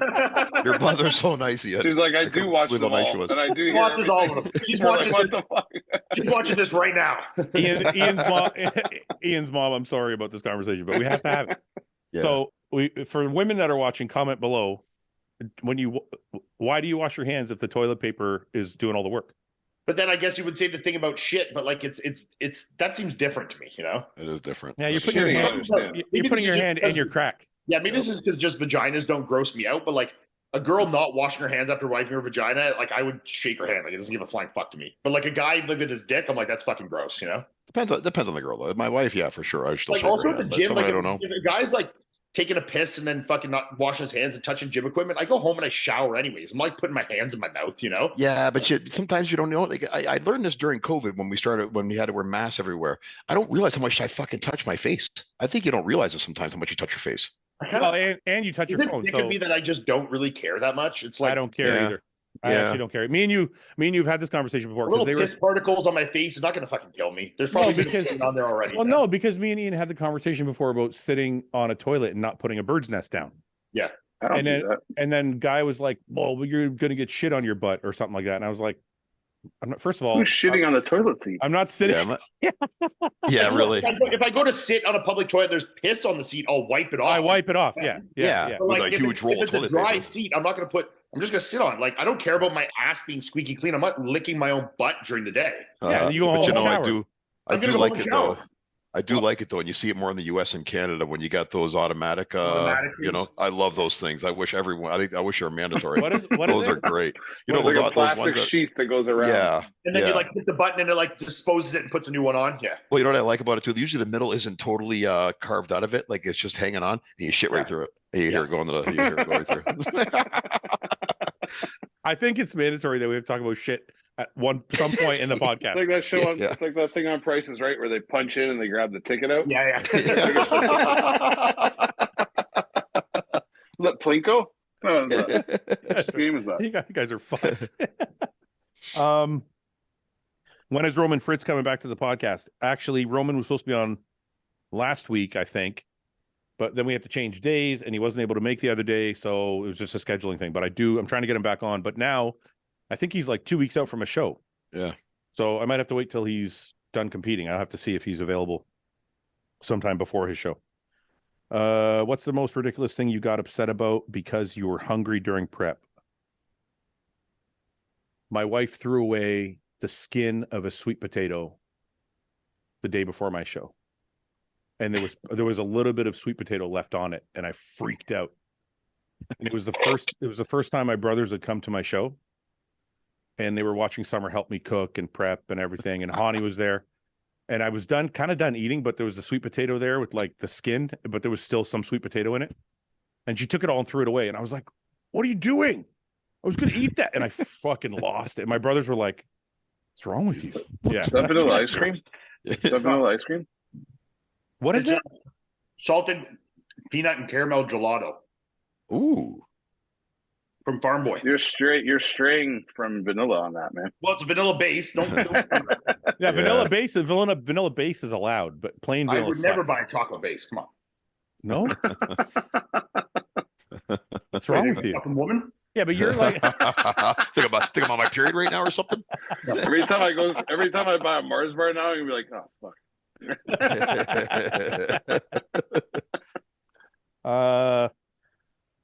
Why are so many bodybuilders waiting to compete when it's kind of crunch time to get a qualification and secure a long Olympia prep? Aren't the next few shows prime window to get it done? There's still like 5 shows left, I think. At least. So Olympia, probably more than that. Oh, Yeah. I just dropped it on my keyboard. Big chunk of ice cream. Where do you see Nathan Diasha placing, assuming he secures a qualification? I don't What know. show's Nathan doing? I'm not sure, but Nathan's got to. I don't know if Nathan can get into the country. Yeah. I don't know what's going on with that. So if Nathan gets to the Olympia, fuck, he's a top 10 athlete for sure. Yeah. But I'm it's a just- huge yeah. fan of Nathan's physique. yeah, Nathan's got an amazing physique, and I'm sure he'll be a top 10 Olympian. He just got to get there. Mhm. At what point in the year would you add Anadrol? Any point in the year. Anadrol's the greatest. Shove it in there now. Take one now. Sprinkle it on your ice cream. As long as it's Snort it. vanilla. Just crush it and sniff it. Get it in you faster. What's Okay, your so this is what should I say? What shows there's left? You want to know? no? There's 10 shows left at least. At least. There's Yeah. 1, 2, 3. What's your favorite Nickelback song? Leader of Men. Leader Love of that Men. song. Leader of Men. Yep. Can you Mike? go ahead? Burned to the ground. What album is that from? Not familiar with that one. What the fucking guys. Is it like the There's- first I believe album? there's eight shows left. 8. Ian, what's your favorite Nickelback song? Look at this photograph. Photograph. That's the name of that song. Chad Kroger was in the room there for a second. It's only Is one I that- know. Is that when you're in the car by yourself? Is that how you sing it? No, I sing every song. Yeah. You don't know that burns to the ground? No, don't play it because it's going to be demonetized. Just tell me what Oh, yeah, I album. know this one. I know this one. You got to sing it, Mike. You got to click play. I don't know what album that No, is. it's in my headphone. You won't hear it. Oh, Choose one: burger and fries or steak and potatoes. Well, Burger and fries. burger and fries. fries, yeah, for sure. I don't know. Depends on my mood and if I'm trying to stay clean or not. Bodyguard, I literally eat a steak and potatoes every fucking day. Why would I? I know, but it depends on the steak. If it's like a really, really good steak, I love fucking really, really good steak. Yeah. I had a shit steak on Friday. From Jacobs in Toronto. No offense, Really? Jacobs in Toronto. Jacob's is supposed to be nice. You didn't like it? Supposed to be. Fucking Really? wasn't. Hey, did you go there? Did you go there in gym shorts and a t-shirt? No, but no, Holy- yeah, I did go in shorts. I did go in shorts and a t-shirt. How do you fucking do that shit without caring? Mike could pull it off. Well, I know no one's Who's going to say say something to him? Who's going to say anything to him? It's not about someone saying something. My Somebody saying money's still something. good, man. Yeah. Yeah. I just saw can't- where we went on fucking Sunday. Yeah. Yeah. The Asian dude was wearing a basketball jersey in the other room. See him? Yeah. I saw it. Yeah. Hey, there are Italians that own that place. They Fucking don't worried care. about me and my short and t-shirt. I'm not worried about it. I think it's great. I just can't. I get too fucking self-conscious about it. Yeah. Fuck that. Not Money's still good. How off can Chris be and still win the Olympia? I don't know with fucking Ramon coming up. I don't think he can be off. I think he can be like 5% off. Yeah, 5 to 8. That's it. Yeah. Ramon's not. He's Ramon's closing not, the gap. Listen, I don't want to say how can I say this? I don't think Ramon's far behind, but Chris was the clear winner. But it's not. But it's not like Ramon's not awesome. What's that? I think with the Honey Peak, he actually widened the gap a little bit. But No. I look. He was a clear winner, but it's like Ramon is awesome. Ramon is fucking awesome. I'm a huge fan of Ramon. Yeah. Would you rather live the rest of your life with AirPods in or get a face tat you can't hide? Mike's already got a face tat. And he has AirPods in right now. And he has AirPods, so I don't think he cares about either. They're both. Yeah. I'd rather get a face tat. I can't have AirPods in my ears forever. I drive me insane. No. I'd kind of want a face tat. I feel like I could rock that, so maybe I should just get one anyways. What would you get, Ian? Yeah. I don't know. What do you guys think? A Tyson tattoo might look, like one of these kind of things. What's the short form for if it's gay? What is it? If it's gay, only gay if it's gay. It's only gay if you're gay. Get that right above here. Right above my eyebrow. Thoughts on your wife using sex toys? I think it's a great idea. All for it. Fantastic. Why would you? Why? Wait a minute. This is a deeper question. This guy. I think Is this guy's talking about her using them on her own or as a couple? I mean, both I'm in favor of, but Maybe he's got a little dick. Listen, I think this guy's jealous. They got a little dick. Yeah. Man, this is so good. Look at this. The camera. You see this? All the camera went to the bottom. Oh, I'm fucking fishing that shit I'm out so right now. proud of Ian right now for being a slob. It's great. I'm literally I'm going along the bottom like this and just fishing out all that shit. It's so good. Wait a minute. I think this is a deeper question. I'm serious. This guy's, I think, asking the question because I think he has a problem with it. Yeah, I think so too. Why I think a lot of guys do. Okay, let's play that out. Let's pretend that we know that they're talking. Why are they upset that their women are using toys? Because he thinks he doesn't satisfy her. They feel inadequate. Yeah, he can't satisfy her with his little dick. That was a joke. I was mean. I should have said that last part. This guy's at home right now. He's gonna be like this. I'm sorry. I don't know you, man, and I'm sorry. I don't know how big your dick is. It was just an opportunity, and I went for it. Okay. The nicest guy on earth is now just ruthless. I apologize. It's okay. Okay, so but if you're inadequate, let's say your wife does use toys and she doesn't want to fuck you as much, and she's using toys all the time. Wouldn't you be like, hey, we should have a talk? Like maybe you can tell me what you like so I can be better at it instead of just being angry. 100%. Like, have you seen some of the toys that are out there? I know we can't compete. There's with that no shit. Man that can compete with that. I'd be right next to her with my dick in my hand, waiting. I saw. Listen, I saw one the other day that had it was like a dildo that went like in and out, but it also had there's a flicker on top. Yeah, it had a tongue on top. I was like, how are you gonna win that? You can't. Right. Yeah. Those ones where they have like the little the fucking it's on like a a machine, and it just goes like this. Yeah. Yeah. Oh, those machines. Yeah. You have to fucking 10,000 RPM. Yeah. I get tired after like 30 seconds of pumping. You can't pump that fast, Paul. No, God. You're like this speed, like this. Yeah, yeah. My calves cramp up so fast. They do, because I'm usually on my. I don't. Why are you tippy toes? I don't want to get into why, but my calves cramped up all the time. Are you a stander? You stand, don't you? No. You know me, Fouad. You know the way. He's just constantly working on calves, no matter what he's doing. Standing calf raise, seated calf raise. You know how I roll, Fouad. It's Yeah, but is it standing? No, it's not. No? Standing. Then why do your calves cramp up? It's just the way our different heights and stuff, our different Stop. Still making no sense, but yeah. Okay. Well, I don't want to reenact anything. Okay, well, anyway, the point is, if your wife's using toys, just join her. Fuck yeah. Yeah, use them. Fucking get in there with her, man. Fuck yeah. I mean, when I was in Florida without Melissa, there was a point where we were apart for 2 months. Mm-hmm. I was just fucking Amazoning sex toys to the house randomly left, right, and center, as a joke. I want to see if they use this next tomorrow. Wait a minute. The more important question is, did you get toys for yourself? No, but I don't what am I, a fleshlight? I would have. Yeah. I'd try a fleshlight. I'd try it, but No, because they have fleshlights now that move. So you don't got. Oh, So really? You just hold it. So you sit back. Yeah, you just put it. It does all the work for you. Really? Same.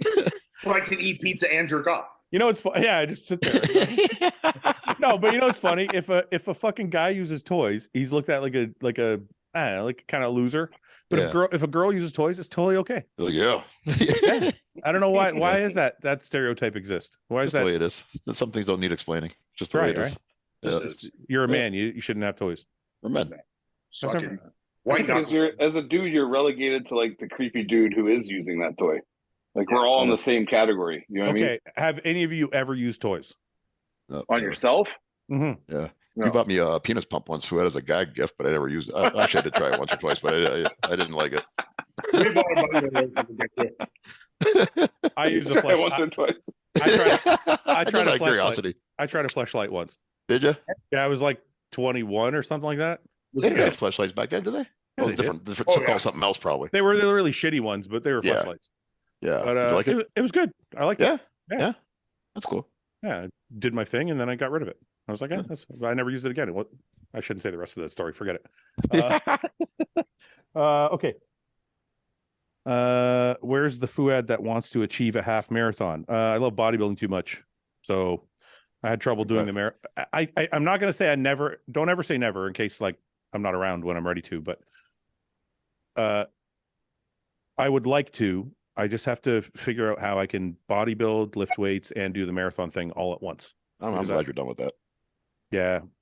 Yeah, we missed a bunch of leg workouts when I was doing that shit. Yeah. No, I wasn't gonna get into that. Fuck yeah, I know you tried to once, and your feet are like they have like cement blocks on them when you run. Yeah, I can see that. Running when you're heavy is fucking hard, man. No. Paul, Paul's- you look slow. Paul looks No, slow. No, it's not I so. stomp when I Listen, walk. Paul, I love you. It's not. This is not. Not to roast you. Or Thanks, anything, but Love you like, but like the That's all running, that matters. Ian, you have to see the running style is incredible. It's like Very flat-footed. Very oh my flat-footed. God. But no, but think. I was a much better athlete when I was younger. Wait a minute. Think Work, flat-footed. y'all. Think flat-footed with high stepping at the same time. Yeah. Yeah, That's what it looks like, yeah. It's not pretty. I was a better athlete when I was younger. I've gotten too tight in my old age. What did you play when you were younger? Football, basketball, track and field, played everything. Baseball. I didn't play hockey though. I never learned how to skate. Were you good at basketball? I wasn't very talented, but I was a hard worker. And I love the game. That's a no. To sum it up, Fucking yeah. hard no. To sum it up, yeah. I couldn't jump. I couldn't fucking. I wasn't. What very did quick. you? What did you play? What position did you play in football? In football, I was linebacker. Middle or outside? Inside. We played a 3-4. Oh, okay. Oh, so you covered. Oh, this is Canadian football, so we played like a 4-4, whatever it was. Okay, so you and another guy covered the middle of the field. Yeah. Okay, No, the inside. I was inside linebacker. that's what I Oh, said. The middle of the gee. field. Oh, sorry. Yes. Fuck, marry, kill. Training chest, arms, and shoulders. I'm gonna fuck. No, I'm gonna no. I'm gonna marry. I'm gonna marry chest training. I'm gonna. What was chest, shoulders, and what? Arms. That's I'm gonna hard. kill. I'm gonna I'll kill. fucking kill shoulders. I'm gonna kill arms. Fucking hate my shoulder. I don't, my triceps suck now. I never really get a good Arm tricep. training is fucking fun. Like, I like when arm training. doing it, but I think I would kill it. I'd marry shoulders and fuck chest, or vice versa, one of the others. But either way, I'm killing arms. I think. Yeah, if I kill arms. Pre-pec tear, I love training chest. Loved it. Pre-tricep tear, I would have kept arms. Yeah. Yeah, because you're fucking. I don't know if everybody's the same, but my body always looked best when I had an arm pump because it made my waist looks. It made the illusion of my waist look smaller. So I'm like, I got an arm pump. For me, it was chest because chest was my best body part. So when I had chest pump, I felt like my upper body looked. Everybody bigger looks and great fuller. with it. Yeah, everybody looks great with a good chest pump. I could pump my chest so easy too back then. It took like nothing to pump. Yeah, then you Now, fuck. And you rip Yeah, it. now I feel pain and shame. Pain and shame. That's all I feel. Things got dark for it. Yeah. I'm gonna go now, guys. What's your favorite cut of steak? Fillet. Probably I'm gonna say ribeye or fillet. Bye. Yeah. Paul? Fillet.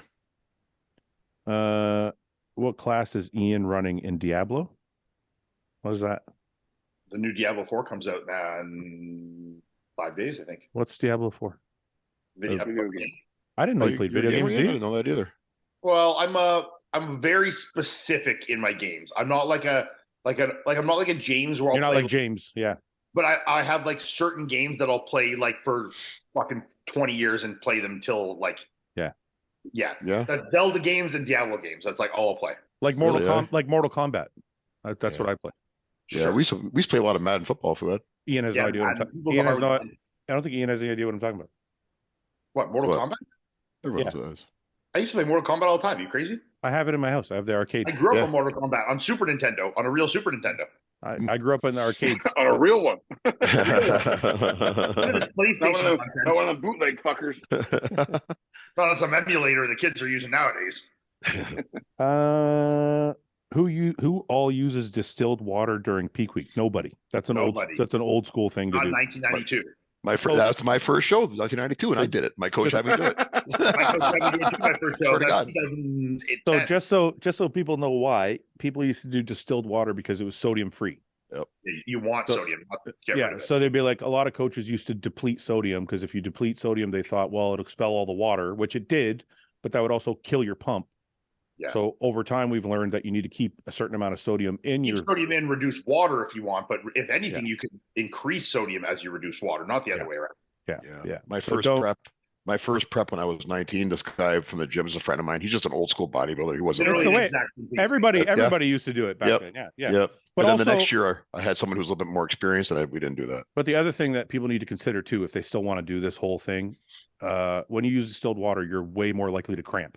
Yeah. Because now you're eliminating all electrolytes, like everything from your water, and then you're taking a diuretic to top it off, and you're fucked. Especially if you're drinking distilled water, the coach is probably also telling you not to season or salt your food, and only use Mrs. Dash, like That's blah, right. blah, blah. So it's like you're probably eating a pretty reduced sodium diet. So your chances for cramping are very increased. Yeah.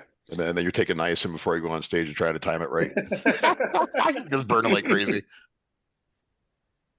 That's cool, yeah. How long do you think it would take you to drink all the water in a standard sized backyard pool? What the fuck? I think 10 minutes. Well, it wouldn't be that hard to do the math if we knew how many liters are in a backyard pool. Can we Google this? Dude, come on. A backyard pool. There's so many different sizes.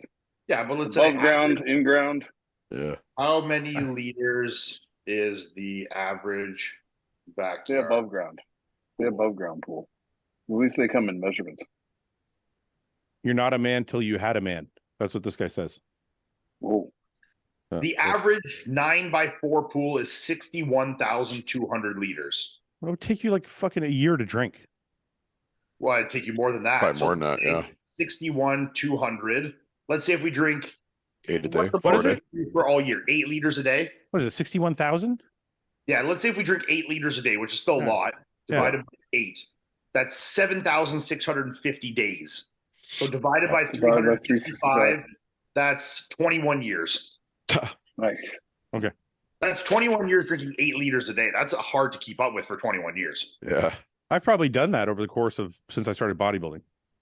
Actually, yeah, I guess you probably drank a swimming pool in your career. Yeah, I've drank a swimming pool.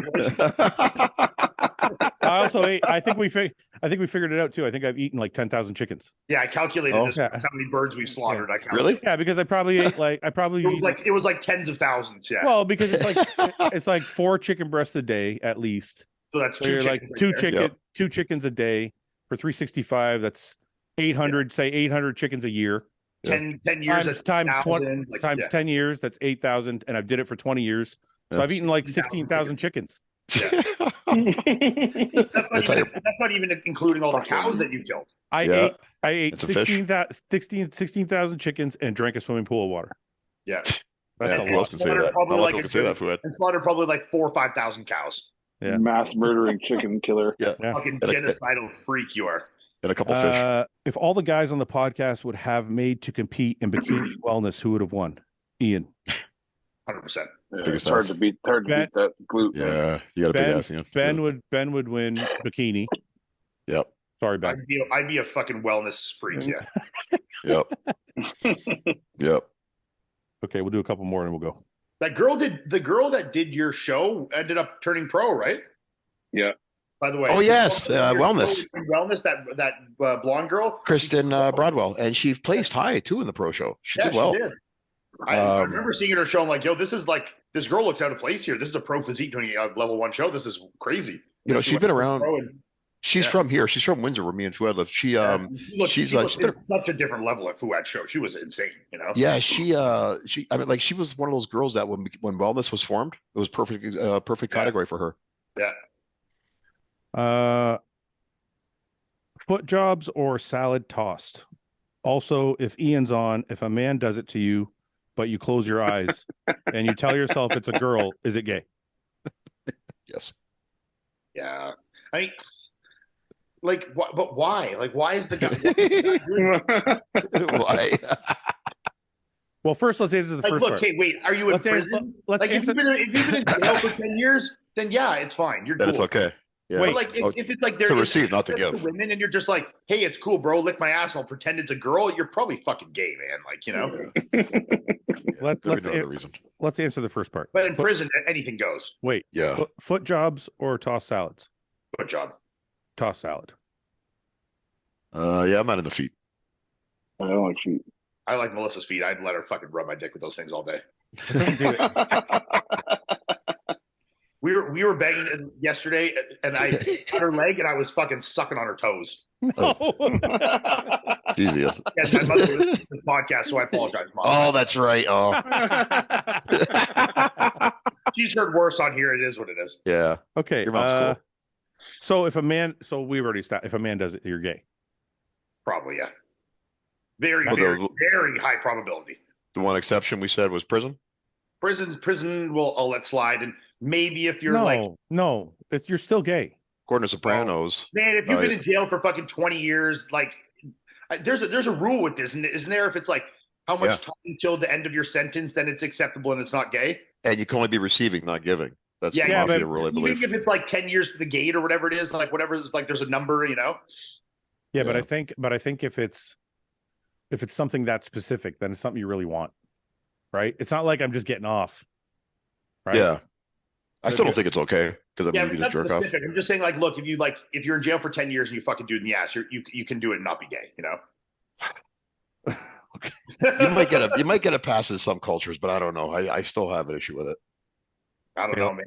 I want to do one. If you've been away from a fucking vagina for that long, I don't think that's a good substitute though. I think I'd take my hand over that substitute. Hey, think of when you're dieting for a bodybuilding show and how much your appetite changes. Like what things taste good and don't. Like for me, I was so close to the show and I was so hungry that I was craving things that I never thought about in the off season. And it's like but there's other things I could find. I'm like, and if you're on and that was extrapolate that to like stranded on an island level. Like, please, we're talking about jail. Stop. Please, Ian. I just don't know. I don't know. I don't know if I agree. If you're stranded on an island, you're starving to death, you'll eat whatever is in front of you. And I think that's the same with jail, you know? I still got two hands though that are fine. Two left hands. You take my hands, yeah. You take my hands away, maybe we're talking about, if you take my hands away, maybe we got a different conversation. I don't know, man. 20 years of beating your meat is a long time. Oh. And this could be beating your meat with like no porn, no magazines, like potentially like, you know, who knows, you know? Yeah, man. At that point, the hole's a hole, you know? Yeah. I don't know. I don't know if it is. All right. Let's move on. I got a question. Ian can't answer though. What? Ian can't answer this question. Why? Because how many wins does Ian end his career with? Paul. 10. Mike. How many years do you plan on competing for? So? Well, apparently I'm going to be retired in the next year or two, so I don't know. Yeah. Oh, are you? Is that the new what everyone's saying? My career's over and I'll never win another pro show again. So you're finished already, Ian? What are you, 32? 32. I'm already done. That's it, eh? Okay, right. Well, Ian's out. I say 11. 11? Yeah. He's 32. 1 over Paul. 3, 4, 5, 6, 7, 8. I'm going to say 12. Yeah, I think I've got... He's going to retire before he's 40, and he's going to win one show. Yeah. He's going to win Yeah, one I show think- from now until he retires. I think I have 4 more years of still No. improving with Matt, and then I think maybe a couple years where I'll start to win shows. I'll be able to still win some shitty shows with a declined physique, and then I'll retire. So I think I maybe have 5 to 6 more pro wins. You're not 5 or allowed to 6 answer more this. I'm going to say, I'm taking mine back, actually. He's going to do 5. And then the last show he's going to do is going to be a shitty show or a smaller show, and he's going to his ass kicked, and then he's going to retire. You're probably He's going to be like 6th at some like small show. He's going to be like, Yeah, fucking done. 6 to fucking like butt fuck pro, you Yeah.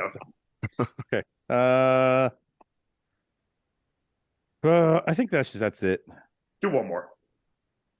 Going through a tough breakup and gym performance has suffered because I can't focus. Any advice? That should get you more. Get over it. Yeah. You should put your focus in your anger or whatever. I you're feeling always in the- I use in my the anger. workouts. I use my anger in the gym. Yeah. Just go bang some hookers or something. Get some pussy. Or we could do that too. Yep. Wow, some of these are really long. Let's see. Would you rather watch? No. Would you rather spend a full month with a 25-year-old version of yourself or a 70-year-old version of yourself? 70 for sure. I don't know. 25-year-old Fouad is pretty fun. I wouldn't mind seeing it's fun, but 25-year-old Paul. I would like to just, I don't know, 70. It seems like I probably won't live that long, so I'd like to have that conversation. I don't think I'm going to make it to 70, first of all. And if I but that's the do, point. I'm going to Like, be. I would like to spend time with the self of mine that will never potentially exist, you know? Yeah, but if he does exist, it's going to be like, I don't know, Yeah, it's drinking- gonna be rough. drinking my dinner through a straw and fucking just Yeah. like, I'm I'd not. want to. You're in He's also dinosaur. gonna he's also gonna let you know what happened up until that point. So Right. it's a surprise. Oh, Right. yeah. Yeah. You got to go with the younger man. That way you give him Actually, I advice. think you're right. Yeah, going the younger way is the way to go. Yeah. That would be Yeah. a lot of fun. I think you're right. Then you can shape your future differently.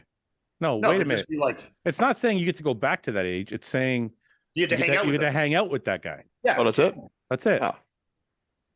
But I think Yeah. 25-year-old. Probably Yeah, but it's like the 25, yeah. butterfly effect. Like what effect you have on that If guy they when he changed goes it back? to like 19 or 20, I'd be more inclined to go for that one. 20. I'm only 32. That's only like fucking 7 Yeah. years. That's nothing Yeah, for you. you're not very different than you were. Yeah. I was still like with Melissa living in it. Like it's like my Yeah. life. I was still a pro bodybuilder. It's like it was barely. It was like 2 weeks ago. Yeah.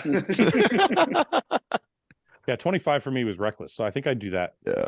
Just go back to being reckless for a week. Do I get to hang out? How long is it for? Do I get to a full month? Wow, I'd be Oh. fucked. It would be fun though, like to take like if we could do like a 19, 20-year-old and train him, like go to the gym and train with him for a month. That'd be fun. Yeah. You know, Yeah, I'd I love to would- train like a 21-year-old version of myself, you know? If I trained with 25-year-old Fouad, I'd be just a ball of torn Yeah. muscles. by the end of the month. I can still train at that capacity, and I think I would be able to put him through the fucking ringer, so it'd be fun, you know? All right, boys. Let's Caller. wrap it Okay. there. We'll meet next Yeah. week. We should Yeah. shit. All right. Okay, boys. All right, we'll Cheers. see you guys. We'll talk to you soon. Yeah. Bye-bye. Just me and you, buddy. Hi, Fouad. What do you want to talk about? Well, Anything important? Anything on your mind? let's see what's going on with my life What's right our? now. We don't have a jingle. What's our You mean jingle? like- Like is mean- meatballs and hummus? Is going to be like. Is it going to be like a rock jingle, or is it going to be like a happy like it's meatballs and hummus time, like something You like Like a little intro? that? Yeah, or is it going to be like is it like a rock intro, or is it like a We should pick the intro from Scarface? Voodoo Child. Voodoo Child. Voodoo the Child. guitar? yeah. Jimi Hendrix. Yeah, I could do that. Yeah, classic Yeah. rock. We'll go with classic Yeah. rock.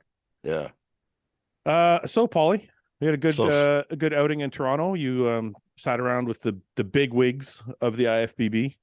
Yeah. It's You're finally like your dream of becoming an IFBB pro judge and like having their respect is coming true. it is the last couple of years, and obviously a lot was because of you, Fouad, not to sound I like don't think so. it is like, this podcast has a lot to do with it. Like I swear to God, like I was mentioning earlier, like, but I'm at doing weigh-ins for a pro show, and Ross Flanagan is like, Paul, because of the podcast, Yeah, but like stuff that- like that. You know what I mean? Like, Urs, for example, I love Urs. I Yeah. go to the Arnold's, and Urs, the number 3 classic bodybuilder in the world, is like, Paul, give me a big hug and stuff. Yeah, Sergio, like all these guys, man, like No, I it's know really you- cool. Okay, listen, I know you're I know your popularity is because of the podcast, but your judging is not because of the podcast. Your judging is because you've been doing it for 30 fucking years. Yeah, for sure. But yeah, becoming more known though is because like what I'm finding is happening a lot too with amateur shows now is because I have fans because of the podcast. Like a lot of some promoters now are asking me to come do their shows because the athletes Yeah, they want to meet are you. fans of People the want podcast. people want to meet you there and stuff. Yeah, I get it. I Yeah, get it. and it's really humbling, and it's really cool too. And and I love doing it. So I got a couple shows lined up that are Well, listen, that's what friends do, man. I brought you with me through all of it, right? You've been with me through my entire pro career, and now you're with me through the supplement career and the podcast and everything. And Yeah. What fun is, I find in life, it's like what's the point of being successful if you have nobody to share it with? for sure. It's Right? Like if you're so greedy, or you're so such an egomaniac that you want all of the success for yourself and you don't want to share it with anybody, you're just always going to be unhappy. yeah, and I don't think It's funny. People ask me, like, sorry to interrupt you, Paul, but yeah, it's okay. people ask me like, oh, you shouldn't be friends with your athletes, and like it's not good for business. And I'm like, you know what? Maybe you're right sometimes. Maybe in some cases with certain people, I should have an arm's length type perspective. But Mhm. I don't know. It's like, I don't think people understand when I sign an athlete, I want to see the best for that athlete. So I want to watch them grow. I want to be invested in their growth. I want to be friends with them. I want to see them like really, really succeed. Yeah. And I don't know how to do that at arm's length. Yeah. Well, It's you're like passionate. I can't be passionate about that person's success if I'm not connected to them. Yeah. Well, Hostile isn't just a company you started. You've been building Hostile, the brand, for 25 30 years. years. Yeah. A long Yeah, time, like, yeah. and and I've seen you build it, and it's become a brand that people identify with because of that. And so you're not just the guy who's gonna go and hire an athlete and just here, I'll talk to you once a month, whatever. Like Well, these people mean something to you. And I don't want to use this as a generalization, because I don't know how other companies operate except for my own experiences, but other companies I've been with or other companies I look around at don't have a really good connection between their athletes and the ownership. And I think it can be dangerous for sure, as I've already witnessed, but it's also very rewarding. So I think I'd rather take the reward. I'd take the good with the bad, I guess. Yeah. I've met people like Samson and Ben who are loyal to the core, and I've met other people that want to go on and do other things that, don't really have relationships with anymore. Yeah, and that's fine, and then that their direction wasn't the same as yours, whatever. I think in life, some people come into your life and they're supposed to be there for a moment, and I think other people come into your life and they're supposed to be there forever. Yeah, that's a good way to put it, for sure. And I just, not everybody is supposed to be your best friend. I think if you have 15 best friends, there's kind of something wrong. Yeah, Like, and who has time? Who has know, time to 15 best friends, I think if you really truly are like, say these people are important to me, it's usually a smaller circle of people. Yeah. But yeah, I appreciate you saying that. But regardless, I don't know how we got off on that part of the topic, but you're sitting with, Tyler Manning is the vice president. It doesn't get any bigger. Jim Mannion sitting behind me. Jim Mannion sitting right behind you. He grabbed me by the shoulder and sharing, and debating with me, results and stuff like that. Like, yeah, this is my dream, and I'm living my dream. It's a big deal for you. It's like, it's huge, man. This has always been my passion. This is what I always wanted to do with bodybuilding. I wasn't able, I was there by your side while your career took off, and it was awesome to be a part of that, and I felt like I was a small piece of that, and that was great to be a part of. But I didn't know earlier on, I knew I wasn't going to be at that level with you in bodybuilding, competitive wise. And I love judging. I love the sport. So for me, this is like living my dream right now. And it's a way for you. It's a way for you to be involved in something you're very passionate about. Yeah. And not like some people are, their careers are important to them. Yeah. And I don't mean to, I have a great job and I'm thankful for it. I'm lucky to have my job, but it's not to me like my passion. It's what I do to pay my bills, to feed my family, to build a future for myself. Yeah, but that's not abnormal. Most people's 9 to 5 is not their passion. No, but most people build a life. Like, most people work. This is, I think, something that's lost on people nowadays. Is everybody is trying to find. They want to work full time at their passion, and it does. Life doesn't always work that way. If you can, then that's great, and you're lucky, and you should pursue it to your fullest capabilities. But It's not always the case. Like when I look at my older brother, for example, he owns 5 businesses. None of them are his passion, like, you know, selling health and safety equipment or selling gloves, like work gloves to the big 3. Like these are some of his businesses. Mm. He's passionate about making the businesses successful, but he's Yeah. he's not passionate about gloves. No, he's passionate about being a businessman and running a business. He's passionate about running a business and making Yeah. the business successful. But then Yeah. his real passions lie outside of work. Yeah. You know, whether it be he loves cooking, so like he's a chef. He wants to be a really good chef, or like now he's gotten really into boating, so he's like really trying to learn how to be a boat guy, I guess, whatever you want to call it. But like, I don't think it's abnormal to have like a job that you work that can sustain you, so that you can enjoy pursue or enjoy your passion, like you're doing. Yeah. It's kind of a normal thing. You know, most guys, what do? They work and then they play at a softball league, or they play hockey on the weekends, or like those are their passions. You know, that they maybe couldn't be professional baseball players, so they do this other thing. Right. And that wasn't me. Like my thing after work was always getting to the gym, getting a workout in, and whatever, hang out with my friends who were in the same things as me, like, training and stuff like that. And so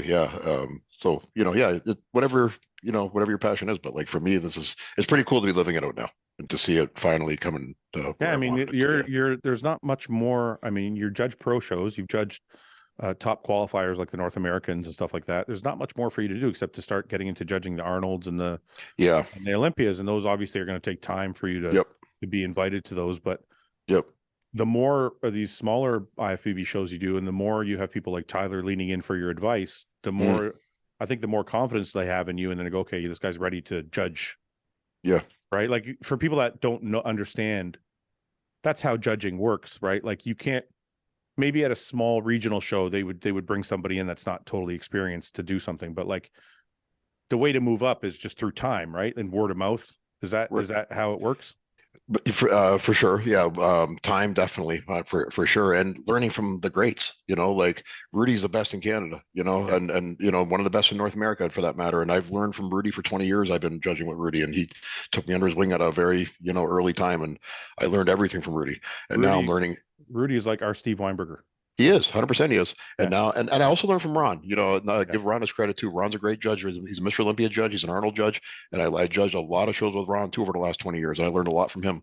And now I'm learning from the like guys like Tyler now and Gary. Gary, and Bill and Jack and these guys. That now are the new. Have you had a chance to judge with Steve Weinberger? Steve was the head judge at my test judge. Okay. Only one time. Did he say your test judging was shit? You were there with me. I don't know if you remember. No, I don't. Yeah, you came up. Oh wait, was it the Niagara Falls? Yeah. Yes. And I remember like Steve, I introduced myself to Steve, but Steve's a man of, I think Steve's a man of few words. And if he doesn't know you, he's not the kind of guy that's just going to engage with you. You got to know him. And so I introduced myself, and he was, I was very respectful, and he was very polite back to me in that. But that was what I was intimidated by Steve, and afterwards it was funny. Afterwards, like I didn't know what my results were or nothing. Yeah. And I just kept waiting patiently to hear something. Finally, after like 3 or 4 months, I called Ron. I was like, Ron, I haven't heard nothing. Like, did Steve, what do you think? And he was like, you're good. What are you worried about? And I'm like, Jesus, why don't you tell me this? Like, I've been sitting here for 3 months on fucking pins and needles. Probably no news is good news at that kind of. But so just so people understand what test judging is. So they kind of put you at the end of the table, and they don't count your score, but they're looking at your score. So your score is not counted in the official scorecards, but they want to see if your score kind of matches what everybody else is picking, so that they know if you are a good arbiter of what's on stage. Is that kind of how it works? Yeah, and there's a standard. There's a certain standard. So many, like, it has to be within a certain consistency with the head judge's picks as well as the panel's picks. So if you're test judging and your picks are wildly different than like all the other fucking judges, then that's it. They're not going to call you back. And it's happened many times. But is it hard to, when you're scoring, can you see the other judges' scores? If you're test judging, no. It's kept pretty strict. So a lot of times, sorry to cut you off for 1 second. No, it's okay. Go ahead. Most of the time, I said earlier that you're at the end of the table. That's a mistake. Normally, you're behind us. Okay. So you don't see nothing. You're on your own. And when I test judge nationals, this is going back to the old CFBB days Yeah. or CBBF, whatever it was CBBF. called. Yeah. CBF. It was actually kind of strict the way they test judged you. And Joe Spinello was head judge of that show, and Joe has his own style. You know, like most judges put people like in the middle, you know, where they're looking at top two, whatever. Joe didn't do that at all. Joe had them completely random. And I was sitting behind the table, and this is back when nationals had 400 or 500 athletes in it and very tight timelines. And I remember just sitting there. I had to go very, very fast, and I wasn't used to going that speed just yet. And you know, and blindly, because like I said, Joe didn't place them the way a lot of people do. So it was stressful. And I had to sit behind the table, and you know, and you had to get your sheets in right away. You had no time to sit there and play through your numbers. You had to get them in right away. They were very strict. And then afterwards, they called you. The head judge, Debbie Karpenko at the time, would call you and let you know what your result was. Proud to say I had one of the highest scores. I had like a 94% or something like that. Do you think, actually, since you touched on that, do you think that when they move people around, it's not, and I don't want you to speak ill of anything they're doing, but if it was up to you, do you think it's good that they place people where they place them? So, because it kind of gives an audience an idea of who's winning and losing. You're going to know anyways, I think, you know, and I agree. I know what you're saying, you know, to keep the audience guessing, but you're going to know, you know what I mean? Think so. I don't think you're going to know. I think at this past weekend show, for example, everyone knew it was Iain or Hassan. I know, but I don't. Can I tell you what I prefer? Let's say the Olympia then. Fine. Maybe take a show that's not so like, oh, there's two guys and everybody else. Yep. When there's a show with like 3, 4, 5 guys that could all be in the running for second. Mm-hmm. I think personally it'd be more interesting if they don't do this whole like, okay, put the winner in the middle, put second on the left, put third on the right. Right. And keep the audience guessing. And at this past Olympia, they did exactly that. Not really. They put Derek, Derek, Hottie, and Nick in the middle. I'm sorry, Arnold's. Sorry. At the Arnold's. At the Arnold, you're right. At the Arnold, you're right. They mixed them all up a lot. They mixed it up a lot, so nobody knew. And I think even the judges were so stuck on that pick that they wanted to take that long of a look. But I love that style. You know, everyone knows who your top 2, 3, 4, whatever's going to be. But they don't know who's going to win. Yeah. Right. Let's see them. Let's see them next to each other. You know, mix them up so they're next to each other. Yeah. Yeah. I like that too. So let me ask you this: is it true? Because I've heard this before, and I don't know if it's like an urban myth. Is it true that when two bodybuilders are very close and they can't pick, they run them extra? They threw extra rounds to see who will wear out first. Oh, that'll happen for sure. Because if you see one guy's already not in posing shape, so to speak, he didn't do all his work done. Yeah. You know, so let's see who's the last man standing. You're like, so say for example, like Hassan and Iain, for example, if they're on stage, and I know it wasn't close, but I know the judges had straight firsts, but let's say it was really close. They would have just kept posing them until somebody kind of faded. And when you see, when you're a judge, and I've been part of this conversation before with other judges at the table, and we'll say to each other, he's getting harder. Let's keep working him. He's getting harder. Let's see. So you'll give them a chance to like. Fuck yeah, because it's exciting, man. It's exciting. You know what I mean? Like that's part of the sport. Like, like you should work for it. You know. So if a guy, so let me just make this clear for people watching. So if a guy comes out, and he's like, and in that instance, it would be like, let's say they were still holding a film of water, or they didn't get to pump up properly, so their body wasn't super full, and they went through the first round of poses, and you could see him getting better. You guys would all talk and be like, hey, let's go through a couple more rounds. Yeah, or so-and-so's fading. Let's bring him back out. Let's see if let's see if he can hold it. Yeah. Oh, so it's a sport, you know. So you're actively. So I don't think people know that. I wasn't even completely aware of that. I mean, I've heard rumblings about it, but so you're actively, while you're sitting there going, let's see if this guy can keep it up, and let's see if this guy can get better, and let's see, like, you're actually making those live on the fly judgments. And it's happened many, many times where you're just like, no, this guy's fading now. Look at him. His arms are down by his side. He's not hitting his shots. He's not holding his shots anymore. His stomach is distended now. He's not holding his stomach in anymore. And this guy's fucking killing it next to him. I think a lot of guys are under, and listen, I don't want to act like completely unaware. I understand if somebody's, you're talking about it more like when it's obvious, because there's people that come out and they obviously fade. Yeah. And you're like, okay, that guy's fading. Like that's going to cost him the show. Yeah. I'm talking when it's like really, really close. Yeah. You will keep working guys and give them a chance to either get better or see if they'll fade out. And the intent of that may not necessarily solely be to see who's going to wear out faster. It may be just because we need to keep looking. We're not sure yet. You know, we Yeah. need to see more. Yeah. We gotta, Yeah. and so that's what it comes down to sometimes. So how there's often, no, sorry to interrupt you, but how often, let's say two guys come out, sometimes like they'll do the call outs and then they'll bring like the top two out. yeah, And let's say they're really, really close. yeah. How often does your judge's score change? Like from when the guy first came out, oh, okay, I got, pick two fucking names. It doesn't matter. Okay, I got Ian in first, and you're like, okay, we're going to bring them back out, and you're posing and they're posing and they're posing, and you make them go back and forth and switch spots. Yeah. Whatever. How often do you think judges are like, you know what? I actually think Hassan's first. Like, How often? It's definitely not every show. It's definitely not every show that happens. Would you say usually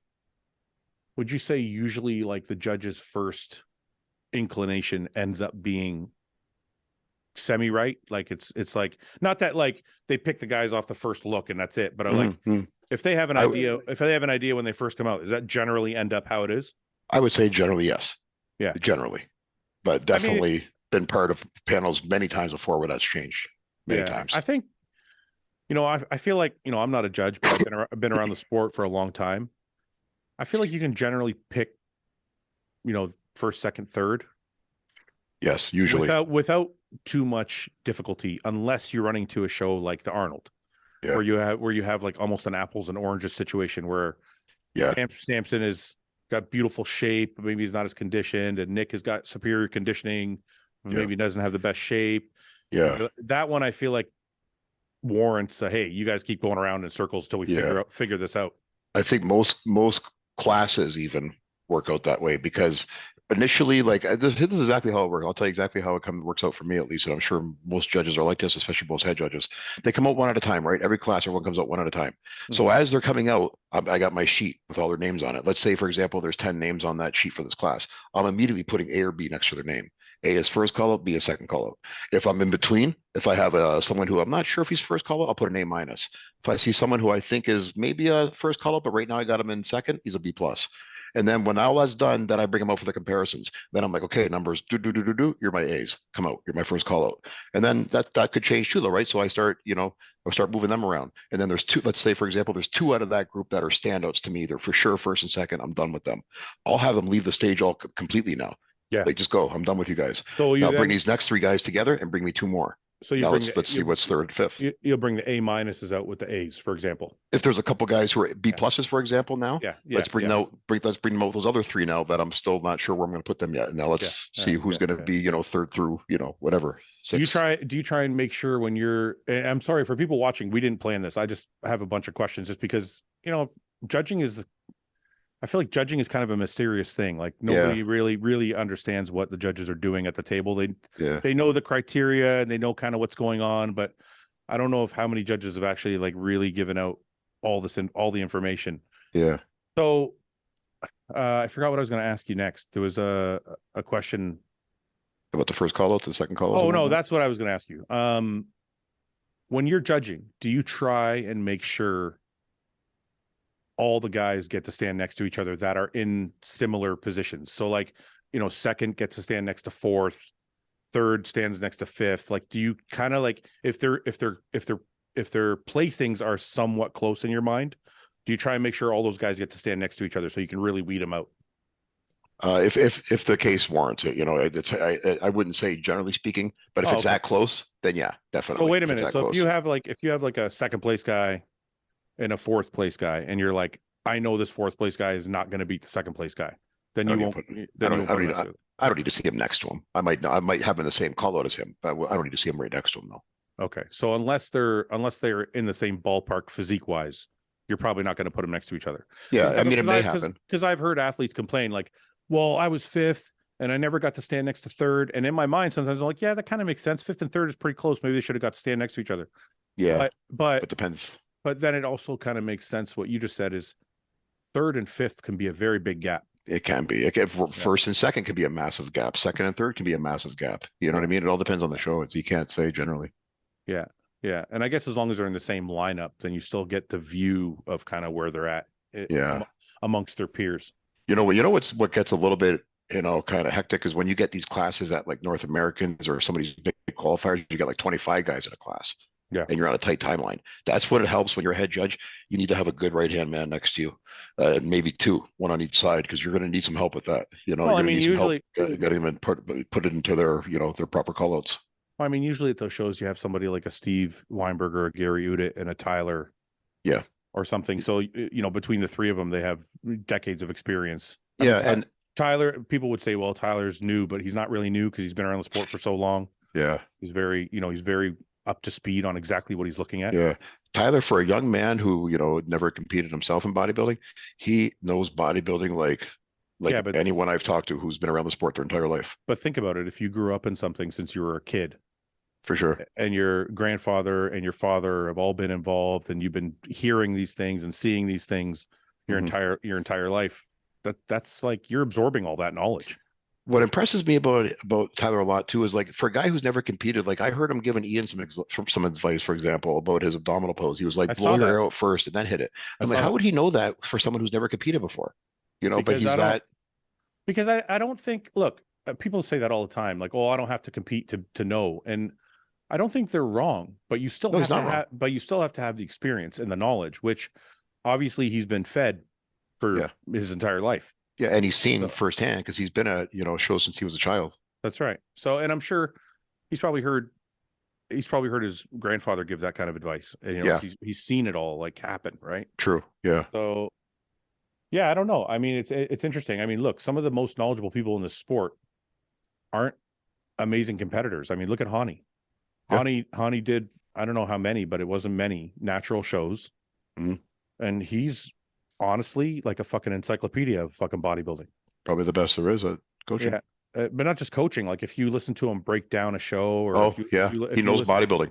if you listen to him like talk about, you know, the lineup and how it should look and who should be where and why they placed where they did, it's very detailed and very like well thought out. And the advice I hear him give athletes, you know, like guys who aren't even his clients, you Yeah. know, like he was giving Samson some advice at the Arnold's, like, Yeah. you know, when you hit that pose, make sure you keep this up a little higher. Like, Yeah. just he knows what he's talking about. He's Well, bang it's on. also if you take another one, and this is another thing, like people like, well, he competed, but it was so long ago. The advice he's giving is not from his competitive days. Right. The advice he's giving is from years of watching bodybuilders pose Yep. and finding out what looks good and what doesn't. And Yep. then the same thing you go for Chad. You know, Chad, I don't even think Chad did compete. He was a police officer, wasn't Yeah, he was a police officer. I don't know if he ever competed. I So- know his wife obviously was Miss Olympia, he? you know, but I don't know what his background was. Many times over. And he's got Yeah. Ronnie Coleman was also many times over Mr. Olympia. So it's another guy that's gained his knowledge from just being in the industry and around the shows. But these are people that are at the shows watching everything live happen. And it's just very, I can't stress enough to people how different it is. And I don't think anybody who is doubting me when I say that, if you just go to a show, you'll see what I'm talking about. Plus, you see the passion of bodybuilding when you go to a show, you know? Like Well, it's, even if we're not talking about judging, just the fun part of it. Yeah. yeah, like it's a subculture like none other, man. Like it's its own, you know. Well, everybody's culture. everybody's walking around with their fucking meals, and everybody's like, you know, got Yeah. their fucking got their tank tops on, and they're all You go to fucking spray tanned and shit, and they're like, if you go to the washroom, it's for sure going to smell like ass in there. You know that you're at a bodybuilding show. it smells like protein, Spray tan. protein and farts. Yeah. Yeah, 100%. But you're right. There's a lot of guys walking around with their meals in their hands. You know, a lot of cutoff shirts. But I got stopped by a fan in the bathroom.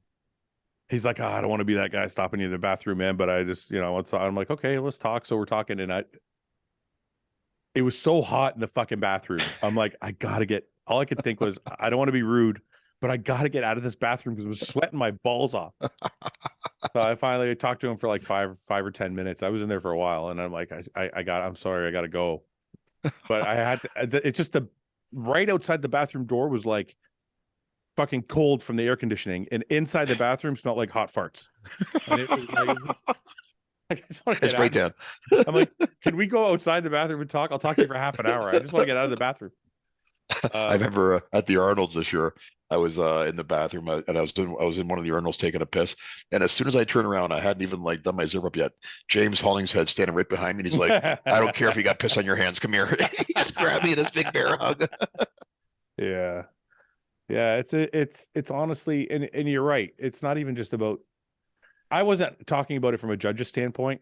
I was talking about it from a fan standpoint, seeing the guys up in person on stage, you don't get a sense of how big they are when you're watching on a screen. You got to see them, like, especially people like Iain's one of them. I think that's why he gets so much criticism, because you don't understand really how big he is until you see him in person. Yeah, like at And dinner, then, Ian you had know, that shirt Ian Hunt at dinner. yeah, You know, he's just fucking busting out of it. Yeah. You know? you know, guys like Samson, same thing. People always, when they see him, they're like, "Holy fuck, I didn't realize how big you were." It's like, Yeah. you get a better sense and enjoyment out of watching these guys when they're live. If you're anywhere near a city where they have a bodybuilding show, you should spend the $50 or whatever it is and go, because it's worth it. Yeah. It's long. It can be long, because if you're not interested in men's physique or like bikini or like, you know, the women's classes overall, if you're just going for like one class, then it can be long because you're waiting for the other classes. But it's just, and also too, when bodybuilding came out, the crowd really came alive. Yeah. Oh, They were cheering. Like Hassan's people were screaming, and Ian's people were cheering, and Robin Strand's people were cheering, and like. And you know, when I'm judging a show, I fucking love when the crowd goes nuts. I love it. Like, you get pumped up with the athletes. That's a good question I have for you. Does the audience's participation sway your opinion anyway? No. Not even subconsciously. Not even like, not that you would know if it's subconscious, but right? Like, yeah. But like, no. Do you ever feel people? Because people were really loud for Hassan at this show. Do you ever feel like after a show you're like, I think the crowd got me a little bit? I've never felt that way, to be honest. No. Judge now. So how long is it going to take before you get to judge like the Arnold or the Olympia? I don't know. It's, you know, I think that myself sometimes. Will I get to that, you know, that level? I think I will. You know, why wouldn't you? Yeah, I think, you know, I think I'm proving myself. I know it's kind of an exclusive club of guys that have been around for a very long time. Mm-hmm. But there's a next generation coming in too, though. They bring in new guys from time to time, don't they? Yeah, well, there's quite a few who are, it's like as a new generation come, like, you know, there's guys like Jack and Bill right now, and Tamer, you know, guys who are who are taking that new role. But you know, there's a lot of shows, a lot of big shows, and you know, I'm hoping I get my seat at the table one day, and I think I will. Yeah. Hey, let me ask you one more question before we go. How do you feel about changing judges based on the class? Yeah, we talked about it before. I agree with it, to be honest with you. Not head judge. No, not head judge. But like, let's say you took out, like, you know, there's 7 judges. Let's say you took out, like, when the bikini came on, you took off 3 of the male judges and brought in like 3 female judges to do the bikini. I definitely agree with that. And let me go back a second. I do think, you know, a head judge sometimes too. IFBB does it. Sandy Williamson head judges the most of the women's categories, and then Steve does most of the men's, or Tyler. So I do think that's something that should be done eventually. There's a cost involvement too, obviously. Flying in 20 judges, you know, whatever you're going to need is, you know, expensive, obviously. Well, look, I'm not saying like if you're a man you can't judge a woman's class. Me and Johnny Shreve were sitting right behind you guys at prejudging, picking the bikini girls. And we were picking the exact same people you were picking. Well, some of the guys are some of the best bikini judges. Well, that's what I'm saying. You know? It doesn't matter if you're a woman or a man. Yeah, judging, no. But I just meant like experience-wise. I think expertise-wise, there's probably more female judges that have been involved in bikini, I guess, is what I'm saying. Because it's like we were talking about Tyler. Like, if he's been involved in bodybuilding for, you know, his whole life, he's going to know bodybuilding whether he competed or not. And the same thing goes for a man or a woman. If there's a male, let's say he was a coach for a decade of bikini chicks, he's going to know what he's looking at. Rather than like a guy who's like really a bodybuilding judge, but he just stays at the table. Right. Yeah. You know, so I think people would be interested to see if, like, you know, you had a set of judges for men and you had a set of judges for women. It might be like something that people would be happy about, because they're like, okay, well, they're switching the judges. Yeah, get a fresh set of eyes and people that are more experienced in those classes. Well, North Americans, they do, because it's such a huge show. It's a 4-day show. Yeah. So first 2 days are men's, and it's a different panel than the last 2 days, which are women's. Well, plus you guys are gonna get worn out. How good are your judging skills when you're fucking wiped out? You could even say that for, like, you know, like some of these big pro qualifiers that have 500-600 competitors in them. You're burnt out by the end of the day, you know. And you know, are you making the best decisions? Hopefully, but you know, everyone's human. Yeah. All right, Paulie. That's Meatballs and Hummus. Cue the Jimi Hendrix. We have the outro, whatever you call that. Yeah. We have to what? What were you gonna say? We have to what?